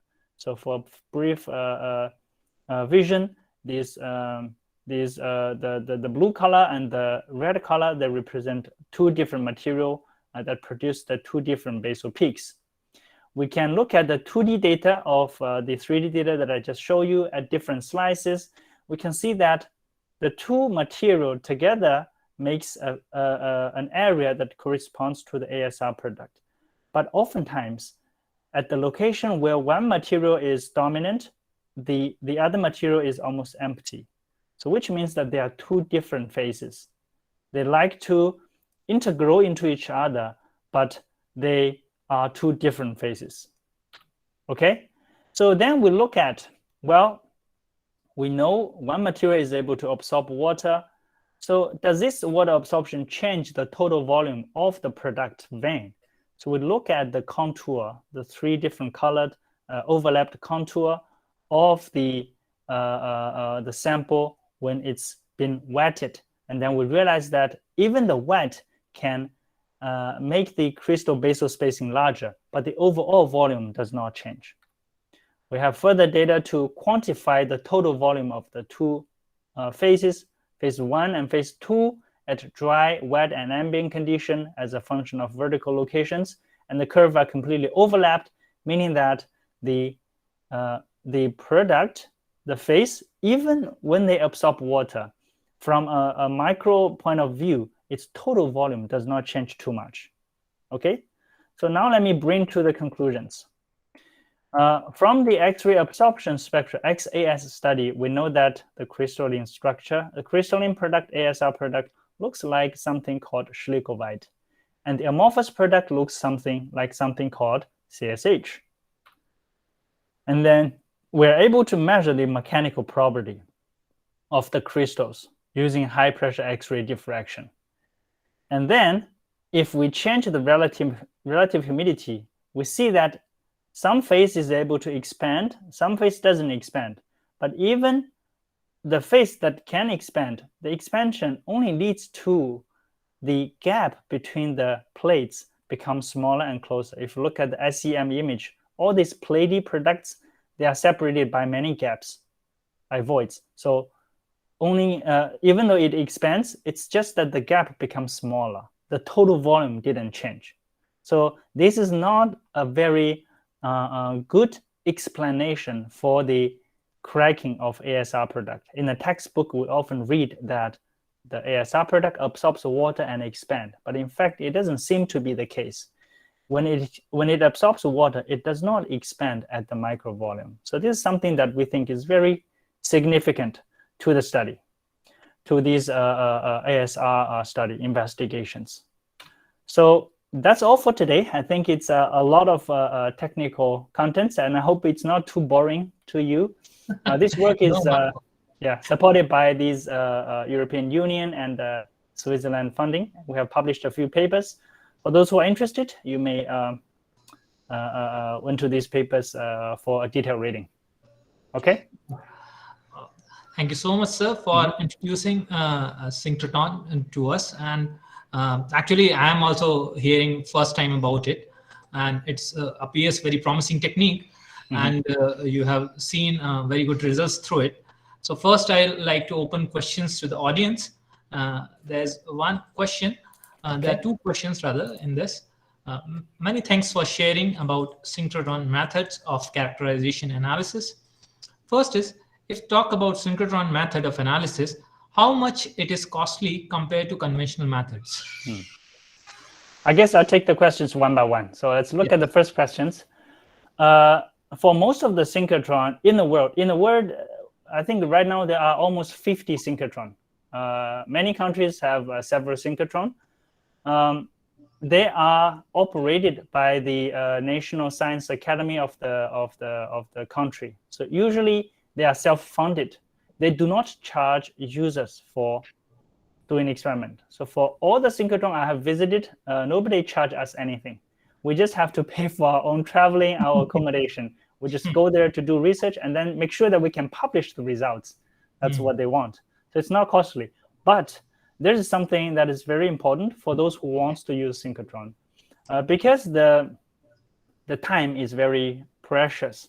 So you have to convince the scientists there that you can do the experiments, you are very experienced, and the results is meaningful and can be published. So every time we have to submit a proposal, convince them, and then they say, okay, we'll give you 2 days, 3 days, sometimes even 7 days, come here and do your experiments. So they will check the track record. So I suggest for those who wants to use it for the first time, it's good to collaborate with someone who has done it. That will increase the chance of being awarding beam time. Yes, Yep. sure. Further, Second sir, question. yeah. So in normal XRD, it takes quite an effort to get a proper peek and know about the material. Is XAS are relatively easier? Well, it's easier in some aspects. For example, collecting data itself. You can just collect the data. You let the beam shine on your sample, and then you collect the spectra. The difficulty is how to understand the spectra. As you can see, I have to measure the spectra of many other reference materials.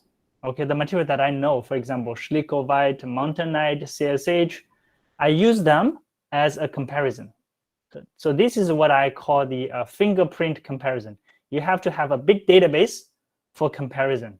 That's the difficulty of these methods. For measurement itself, it's very straightforward. Okay, I hope I answered the question. Yes. And there are more. Yeah. A question, how can we know about the layer spacing through this technology? Okay. So so I'll go through the question and then we can open the mic for open discussion. Okay. Yes, sure. Yeah. So understanding the basal spacing is one of the advantage of X-ray diffraction, because we all know the Bragg's law that correlates the spacing between the diffraction plane and the 2 theta angles, right? So it's the same for the synchrotron XRD. When you measure the 2 theta value, you can use the Bragg's law to convert to the distance between the plane. So that's the basically the spacing. Yeah.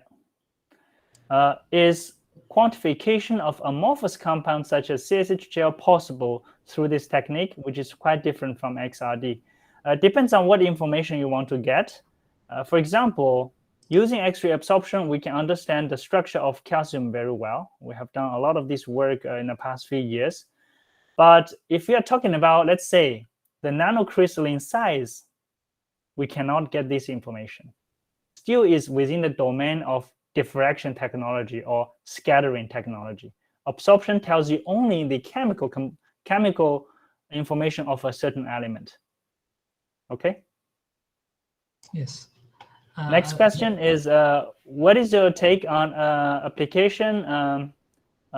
Is that without or? Sensitive materials. Sensitive materials, since the voltage might be high in this case. That's a good question. The X-ray absorption technology, it actually uses a very small voltage. For example, when we look at calcium, we use 4,000 EV. When we look at the silicon, we use 2,000 EV, right? So these are much smaller compared with SEM. If you think about SEM, the beam energy can be above, easily above 10,000 EV, right? So we rarely see sample being damaged or altered under the X-ray absorption beam. Yeah, that's but it does. It is sensitive to the moisture. Some sample, for example, Atria, it's a crystal with a lot of water. So if you put Atria under the beam, very quickly it will dehydrate and change in structure. This is something we cannot deal with unless you can find a sample chamber that's cooled by, let's say, a cryo condition, right? By liquid nitrogen. Then at lower temperature, this drying process is much slower. Yeah. Yeah. So once again, the questions are open to the participants. Yeah, no And, problem. open mic session kind of conversations are also open to the participants first.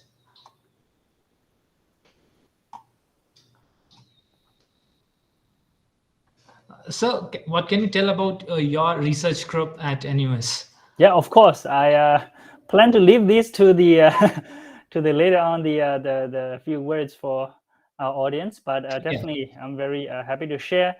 I joined NUS in 2019, well, shortly before the COVID. So unfortunately, I've been trapped here without being able to travel since 2 years ago. My research focused on two areas. The first area is really the theoretical problems, the mechanisms in our cement chemistry. We use this material every day, but still there's a lot of questions that we still do not understand. For example, simplest question: what's the nanoscale structure of hydration product of CSH? Right? There's a lot of debate, and how does that structure give you strength? How can we change the structure to obtain a better strength? This is probably the ultimate question for construction materials, right? Are we able to lift our concrete to a strength that is above 100 megapascal without using so many cements as what people do for UHPC, for ultra high strength concrete, right? Can we do that? So this relies on our theoretical understanding of cement. That's what I study here. In the meantime, I'll look at application questions, particularly on the utilizing the waste material as new supplementary cementitious material. This is basically a topic that is studied everywhere in every country. It has become such an important question since we're now in an era of sustainability. We have to think about circulating our waste material for construction. We cannot keep taking from the nature. That's what I do here in Singapore. These two research directions. Here we have students from India. We have colleagues from India. So yeah, we are doing very exciting stuff. So if travel is possible, we welcome very much colleagues from India to visit and that's great, sir. To exchange ideas. Yeah. Yeah, our students are very much inquisitive about what opportunities they can get with you or with other faculty members at Department of Civil Engineering at NUS. Mm-hmm. So if we can come up with some kind of student exchange program, yes, or some kind of a regular meet amongst the faculty members or the students, mm-hmm. that will give them a great boost and to the technologies they can get exposure of. Mm. So we are very grateful to you that you are taking Indian colleagues with you, and even during the tough COVID times, you are working so hard and coming ahead with new supplementary cementitious materials, and specifically, I believe utilization of waste might be of your interest. Of course. Thanks very much for the kind words. I mean, during COVID, there's nothing else to do. Have to work very hard to spend the time, to kill the time. So for colleagues, students from the Indian side that wish to understand more about our department, we have seminars. We have this type of, it's like a monthly seminar that we invite people from our own department, from other places to give a talk. So this information we share throughout the whole world. We invite everyone who wants to join to listen to what we think is the front line of the research. Yeah. So I believe this is one of the way to be connected. And always, if any students wish to pursue a study abroad, like in the United States or here in Singapore, which is not very far away, definitely try to find as many chances as possible. Talk with professors to see if there's. It's basically it's like a funding problem is the most important problem, right? Whenever a professor has a project, this position, if you are suitable for it, and if you contact as early as possible, the chance is much larger. That's basically the same for everyone who wants to do a PhD in a national university. Yeah. we were also curious about your journey to NUS, like how you came up to Singapore. Yeah, well, I did my PhD study in United States almost 10 years ago, and then I tried to look for faculty positions in US universities and also in Europe. I've been doing a postdoc for almost 3 years in Switzerland. These are very valuable experiences for me, completely opened my eyes. So I would encourage colleagues. In India, you have the advantage of speaking English very well. This is it's not a advantage for many other countries in Asia. For example, in China, communication, oral speaking capability is not comparable with students from India. So take advantage of these capability and start to reach out and try to find chances outside. And for me, I was looking for chances in different universities, and I happened to get a chance in Singapore. I came here, they gave me interview, and I checked around. I think it's a fantastic place to work, to start my career. So I decided to come here. Yeah. You are working with industry also there? Yes, we do. Right now, the connection is not very strong. I think it's mostly because I'm new here, and the COVID prevents us from communicating, from connecting with the industry. But I do work occasionally with industry. If they have something to consult, we can do some lab experiments to help them find a solution. Yeah. What kind of challenges generally the industry is facing over there? The problems are very much on the application side. For example, if they want to try out something new, they would come to us and try to hear from our opinion. Is it safe to use this? Because I guess for industry, the number one thing is quality control. Is smooth operation, right? But sometimes when they want to try something new, they want to quickly know if this is safe or not. So this is the situation that we can probably provide some help. How stringent are the bylaws over there? Because I have seen one of my colleagues is working in one of the leading cement industry over there, and he was he's from Indian origin, and he's not used to those stringent bylaws which the structural engineer was trying to put. So just in your opinion, like how the bylaws in Singapore are as compared to what you have seen in US? To be honest, I didn't see too much of the application side of the Europe or United States. So only when I came to Singapore, I started to have some connection with the industry. So I probably cannot give you a very a good answer for that. But in my opinion, I think the industry in Singapore is quite conservative. They tend to stay on the safe side. They are not very keen of trying new things. For example, in the study of waste material, analyzing waste material, be safe then. Yeah, please. Yeah, no problem with the connection. You were saying your thought. I interrupted in between, I guess. Yes, the connection was a bit bad. So I was saying that in Singapore, people are not very keen to try something new, but the government always has this need. They want to use greener material. They want to use low carbon material. So I guess it's a balance between the industrial practice and the industrial practice now and the industrial practice in the future, because eventually, I would say in 20, 30 years, it'll become a common sense of using more materials from circulating the waste instead of using completely the virgin material from the nature. Yeah. And by the way, Singapore doesn't have that many natural resources. That's the great challenge over there. Yes. We have the diversity present in India, and especially sitting in the Himalayan ranges. There's a lot of diversity and a lot of mineral resources available to us. But the need of the hour is that we understand, and the technologies and the ideas we share with each other, so that we can grow and develop towards a brighter future. Yeah. So with these words, we'd like to thank you again once very much for your keynote speech, which has enlightened so many of our participants. So we'd like to just take 5 minutes of time before we start our valedictory function, for which you are, of course, the chief guest, so we'll ask you to please be with us for next 5 more minutes. We'll prepare some of the results of the conference so that we can adjudicate the best paper awards. In meanwhile, just for 5 minutes, at 5 we will try to start sharp the valedictory ceremony. So all of the audience are requested to just be on this link for 5 minutes. We will be back in that time with the results and the valedictory ceremony. Thank you so much. Okay, thank you. See you later.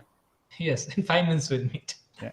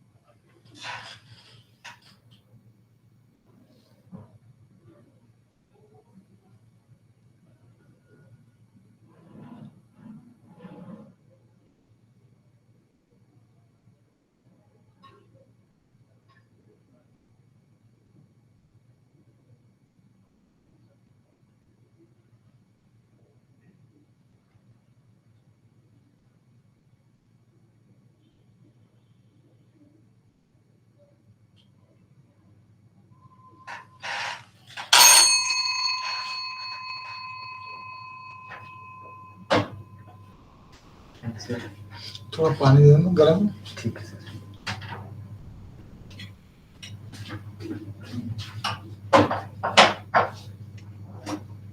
Good evening sir. नमस्कार. कैसे हैं sir? अच्छे, बढ़िया. बढ़िया सब बढ़िया. मैं तो वीसी सर को बोल के आ गया कि हाँ. ऐसा ना मैं मीटिंग बाद में आता हूँ. अच्छा, मीटिंग थी अभी. 4:30 बजे थे. हाँ.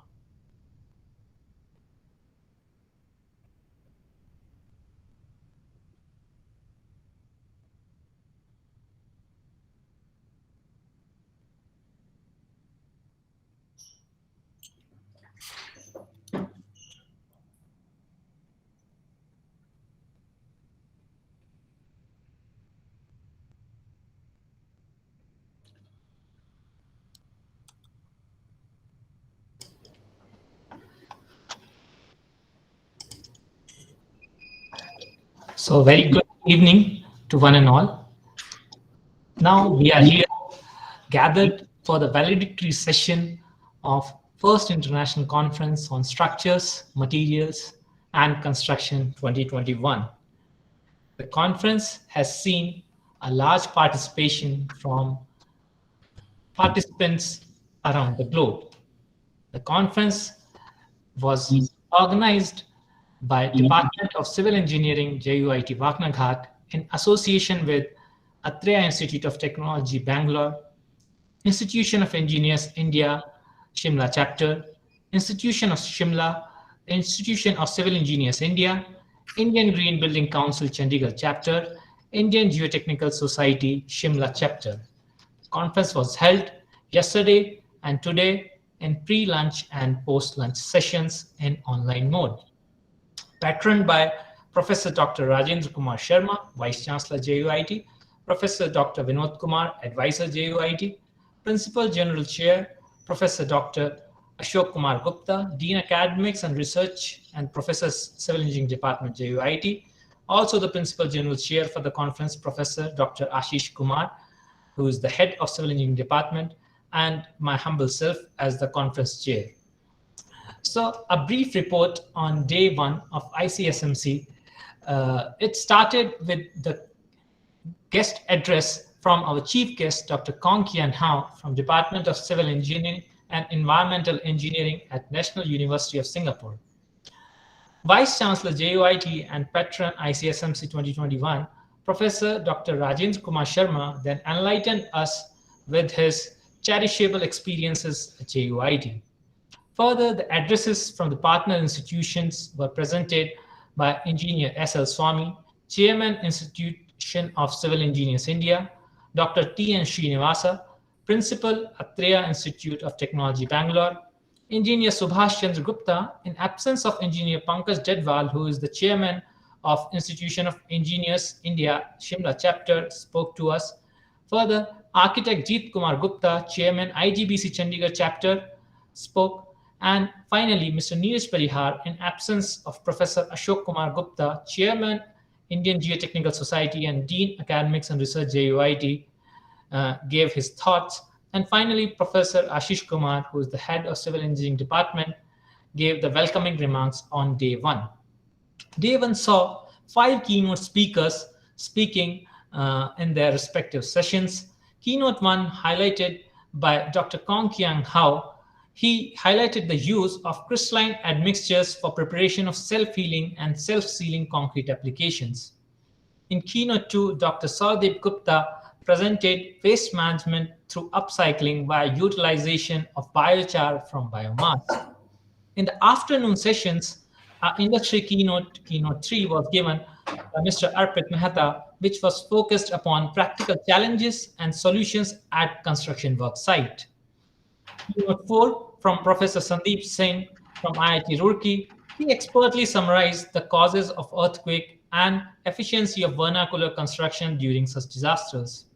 And at the end, the Keynote 5 was given by Professor Sandeep Chaudhary upon sustainable building materials, which gave new insights upon unfired bricks, which are environment friendly with good aesthetics and cheaper on pocket.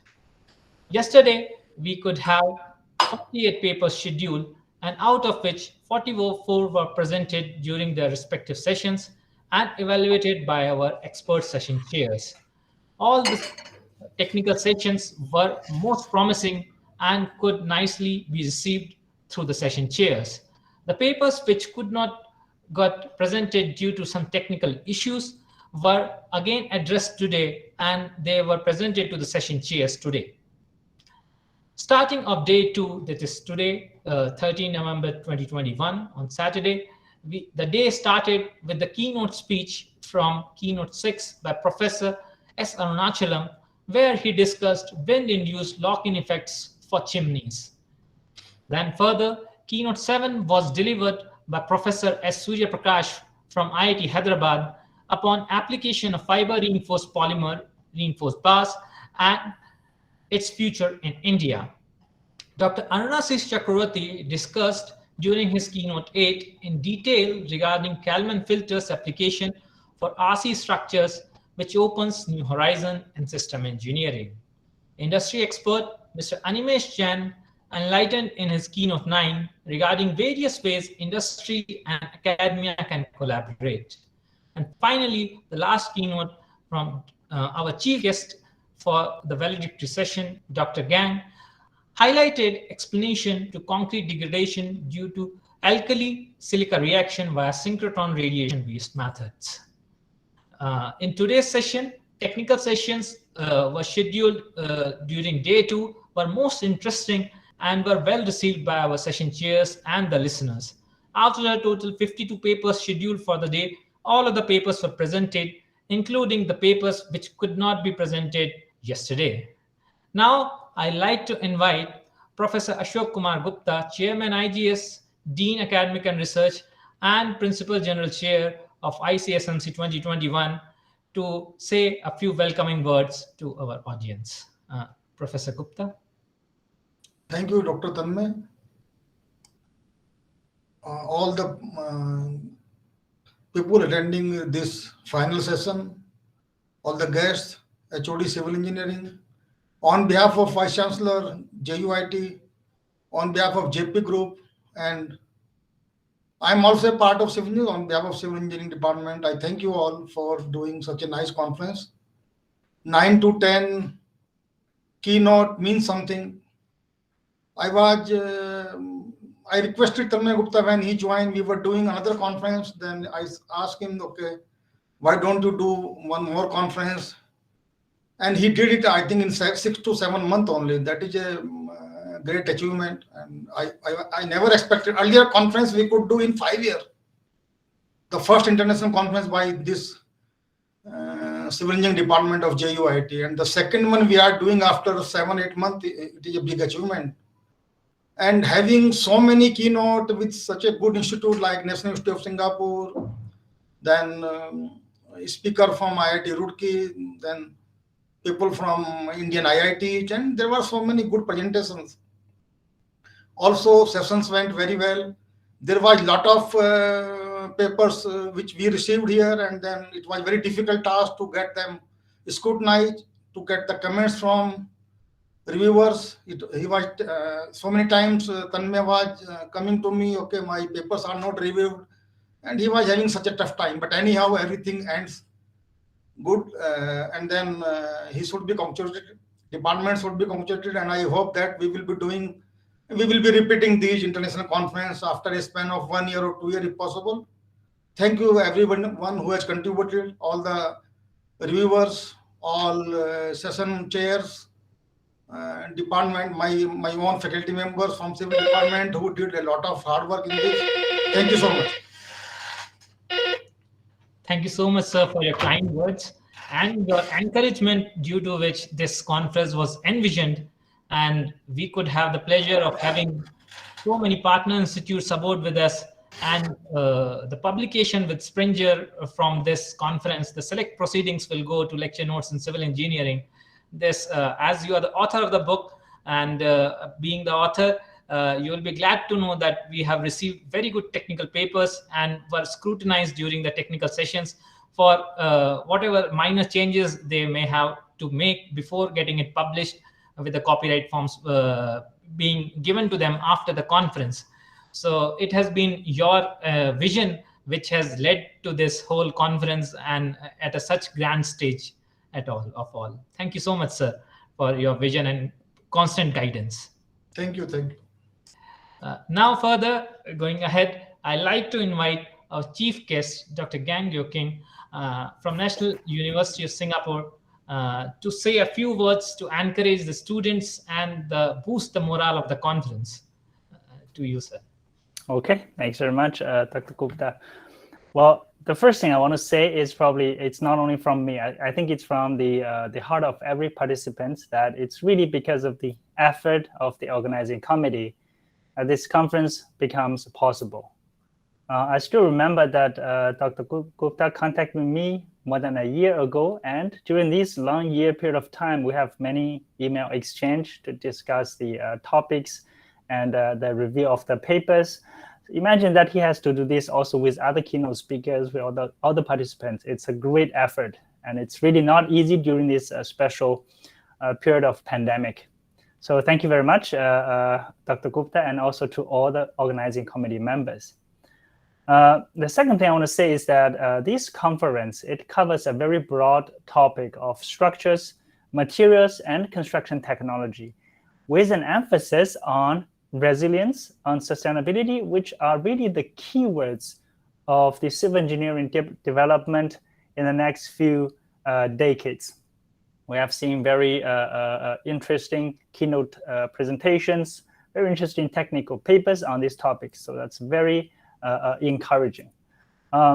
So I want to say something about our practice at NUS, but it was already mentioned. So basically, Singapore, also a very small country, a city-state of country, we focus also on these topics, on sustainable construction, on net zero development, that we try to reuse all the waste material as much as we can. We try to reduce the amount of new materials that are introduced in this circular loop of construction. India, as one of the biggest countries in the world, its civil engineering practice is at a gigantic scale. So whatever change to this circular economy of construction technology, a very little change means a lot. It's going to be a very impact change if there's anything that we can do to enhance this circular economy. The last thing I want to say to colleagues from India is that India is known to be a country where a lot of famous researchers on construction materials are born.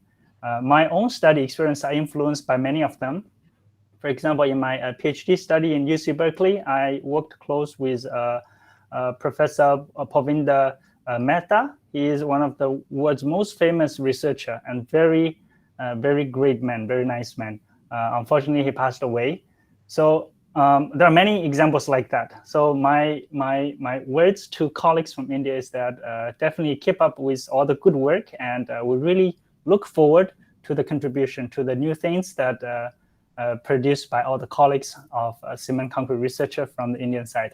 So stay safe and keep up with good work. And hopefully the COVID is relieved and we can have more inter-person communication in the future. Dr. Geng, I am coming Singapore twice a year at least. My daughter is there. She is a master's from NUS and working there only. That is coming perfect. Singapore very frequently. Of course, during that is COVID, fantastic. I have not come. Otherwise, I am coming every year twice. So I will meet you sometime. Of course, Professor. If you have time, drop me an email. I'll be more than glad to show you around in our department and see what we're doing here. I have seen NUS at least 8-9 times. My daughter I'm studied pretty 2 sure, years. yes. I went there for her convocation also. Okay. And so many times I went there. So I will meet you sometime if I am course. coming there. Yeah. Thank you so much, Professor Geng, for your kind words and setting the tone for the future generations and future collaborations which you can have. With your permission now, we'd like you to hand out the best paper awards. I'll just virtually present them, and you can read them out for the participants. Okay, So that is a great here pleasure. are the best paper awards. Very welcome and very much congratulations to all of the participants who have won. Yeah, you may please announce, sir. Okay. So we have 3 best paper awards been announced here. The first one is awarded to Dr. G. Bula Yanana Ananthi Yes. from Anna University, Chennai, India. Congratulations. Congratulations to Dr. Bula. The second award goes to Shreyas Alagunti from NEET Karnataka in India. Congratulations. Congratulations, Shreyas. And the third award goes to Mr. Rajesh Kumar from CSIR CPRI in Roorkee, India. Congratulations. Rajesh. Thank you so much, sir, for virtually handing out these best paper awards. And we congratulate all of the 3 participants who have given a very nice presentation and a very informative technical sessions in the respective session A, B, and C, which were chaired by Dr. Saurav and Dr. Abhilash. And the first paper ID is 237. The paper was on numerical investigations on built-up cold-formed steel double-decker I-beam sections, and it was authored by Dr. G. Bula and Deepak MS. Second chosen paper was from the session B, chaired by Dr. Sugandha and Dr. Anil. The paper ID was 136, entitled Numerical Modeling on Buckling Behavior of Structural Stiffened Panels. And this was authored by Mr. Shreyas and Dr. T. Palaniswamy. And last paper, best paper award, was given from session C, was chaired by Dr. Arnav and Dr. Pankaj. Paper ID 134, entitled Cement Stabilized Mud Blocks Admixed with Bagasse Fiber, Wheat Straw, and Crumb Rubber, Physio, Mechanical, and Thermal Investigations, authored by Rajesh Kumar and Vibhakar Kumar Singh. So once again, we congratulate the best paper awardees very much. In the end, I'd like to invite our Head of the Department Civil Engineering, JUIT, Professor Ashish Kumar, to give vote of thanks to all of the participants. Professor Ashish. Thanks, Tanmay. Good evening to all of you, and I sincerely thanks our chief guest of this valedictory function, Professor Geng, for kindly accepting our invitation for this conference and gracing the event. Thank you, sir. These 2 days of the conference was full of the keynote sessions, presentations made by the different participants who showed their research work in the domain of civil engineering. They discussed different type of new innovative materials, new methods of the constructions. So that was very interactive. Some of the presentation was made using the technologies like artificial intelligence, using the method of ANN. That is really appreciating. As I already told you in my inaugural session, that we are somewhere lacking in using the latest technology interventions in civil engineering. So here we found some good research papers which are working or which are using the latest technology interventions in the field of civil engineering. So I would like to encourage those researchers that they should continue to work in the new domain, and they should they should incorporate the new technologies in the field of civil engineering. Also, this conference is a little bit different from other conferences, as we can see that in this conference we had 10 keynote speakers, and that is really a very great effort which has been taken by Dr. Tanmay Gupta, and I really appreciate the effort. And we were really fortunate to listen these keynote sessions, and I strongly believe that our participants, whether it is from the different academic institutions or from the industry area, they all must have benefited from these technical expertise lectures. And really, I must say that we are really honored to have such a learned dignitaries with us in this conference. We are thankful to our Vice Chancellor, Professor R.K. Sharma ji, for providing us opportunity to organize this event.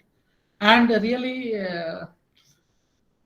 I have joined as a head of the department in the month of June, and previously I was working as a professor in this department itself. And before that, our Professor Ashok Gupta was taking care of the department, and basically it was his initiation that this event we could organize. So I really appreciate and thanks Professor Ashok Kumar Gupta ji, who is presently Dean Academic and Research in our university and also Professor of Civil Engineering, for his consistent guidance, motivation, and encouragement throughout the journey of this conference. So thank you, Gupta sir. Thank you so much. Thank you.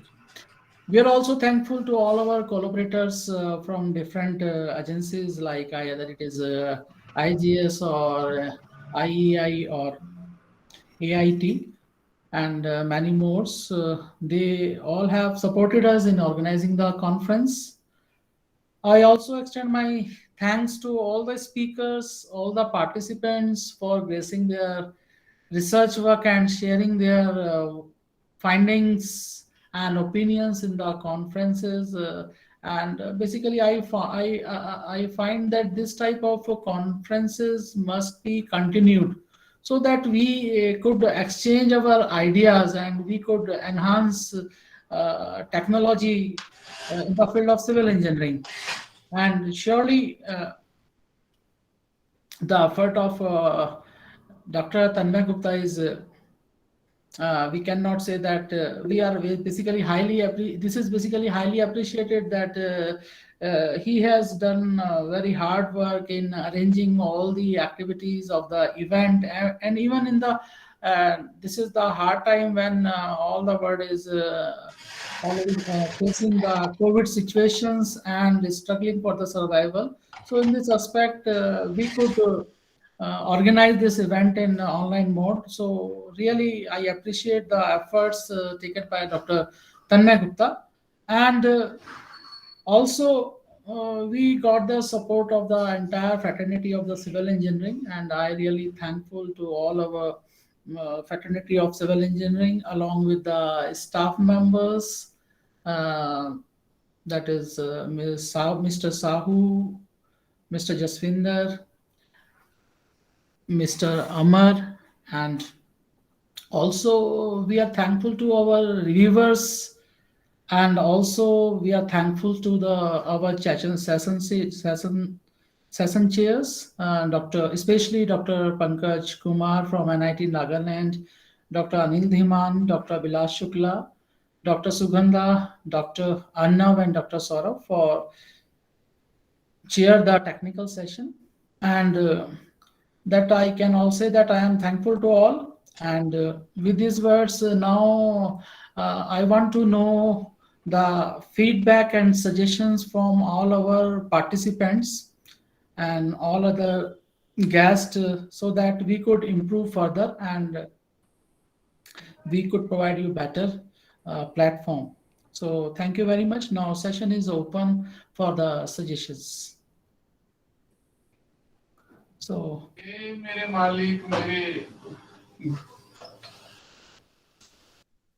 I'm inviting the suggestions and feedback from all of our participants and guests.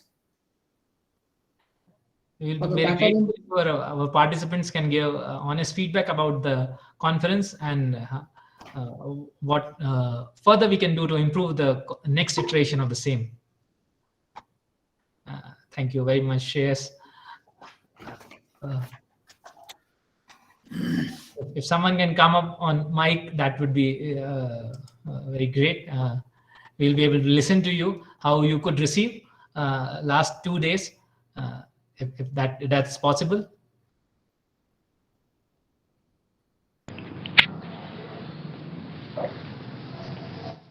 Yes, Dr. Bula, yeah, we are able to connect with you. First of all, congratulations for winning the Best Paper Award. Thank you, sir. Thank you so much. I'm very happy to be part of this conference, and I'm also happy to be a reviewer of the few papers which I was given, and well, I could able to finish all my targets given by you, sir, within that stipulated time. And whenever I've questioned him, he answered me very politely, and the answers that which he has given me was I was able to get to the point. And the presentation which I could make it yesterday was I was happy to present 2 of my papers, research papers, which was done by my students yesterday. And also many of the keynote speakers address I could listen to it, and especially by Sandeep sir yesterday, the presentation which was on the bricks, and today Arnachalam sir's presentation was highly commendable, and I enjoyed the sessions. And some of the papers also I could I was able to attend a few of the papers which was presented today morning session and yesterday session also.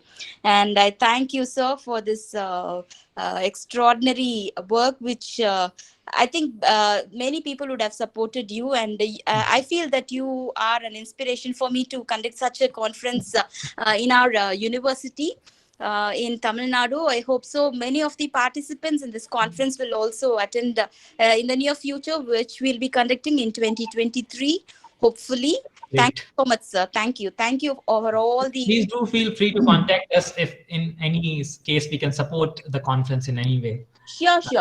Yes, sir. Sure. Thank you so Once much. again, a lot of congratulations to you to winning Best Paper Award and attending the conference so nicely. Congrats, congrats, ma'am. Congrats, ma'am, for winning Yes, the sir. Best Paper Award, and all others who have won the Best Paper Awards. My congrats. Yes, sir. Thank you, sir. I guess Shreyas was saying something if he is here. Shreyas, if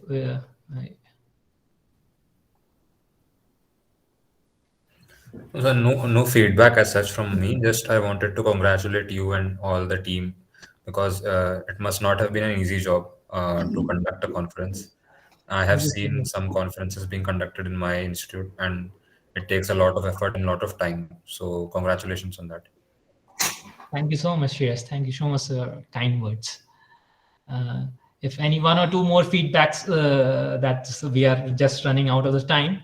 Last 2 minutes are there. If someone wants to share 1 more feedback, we'll be very grateful.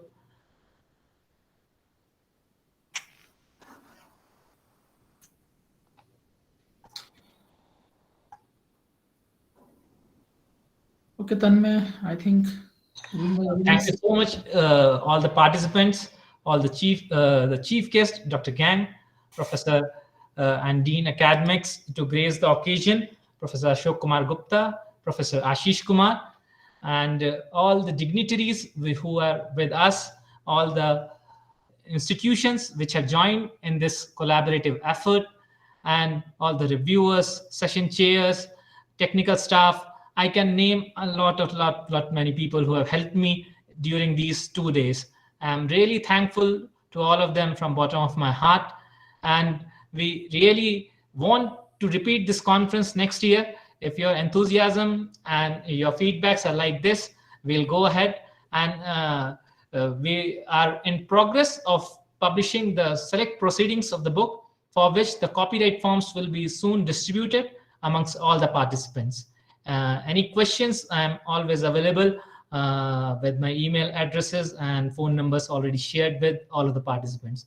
With these words, not taking too much of time, thank you once again, everyone, for attending these last 2 days. Thank you so much. Thank you, Tanmay. Thank you, Professor Geng. Thank you, sir. Thank you very much. Thank you so much. Okay. Thank you.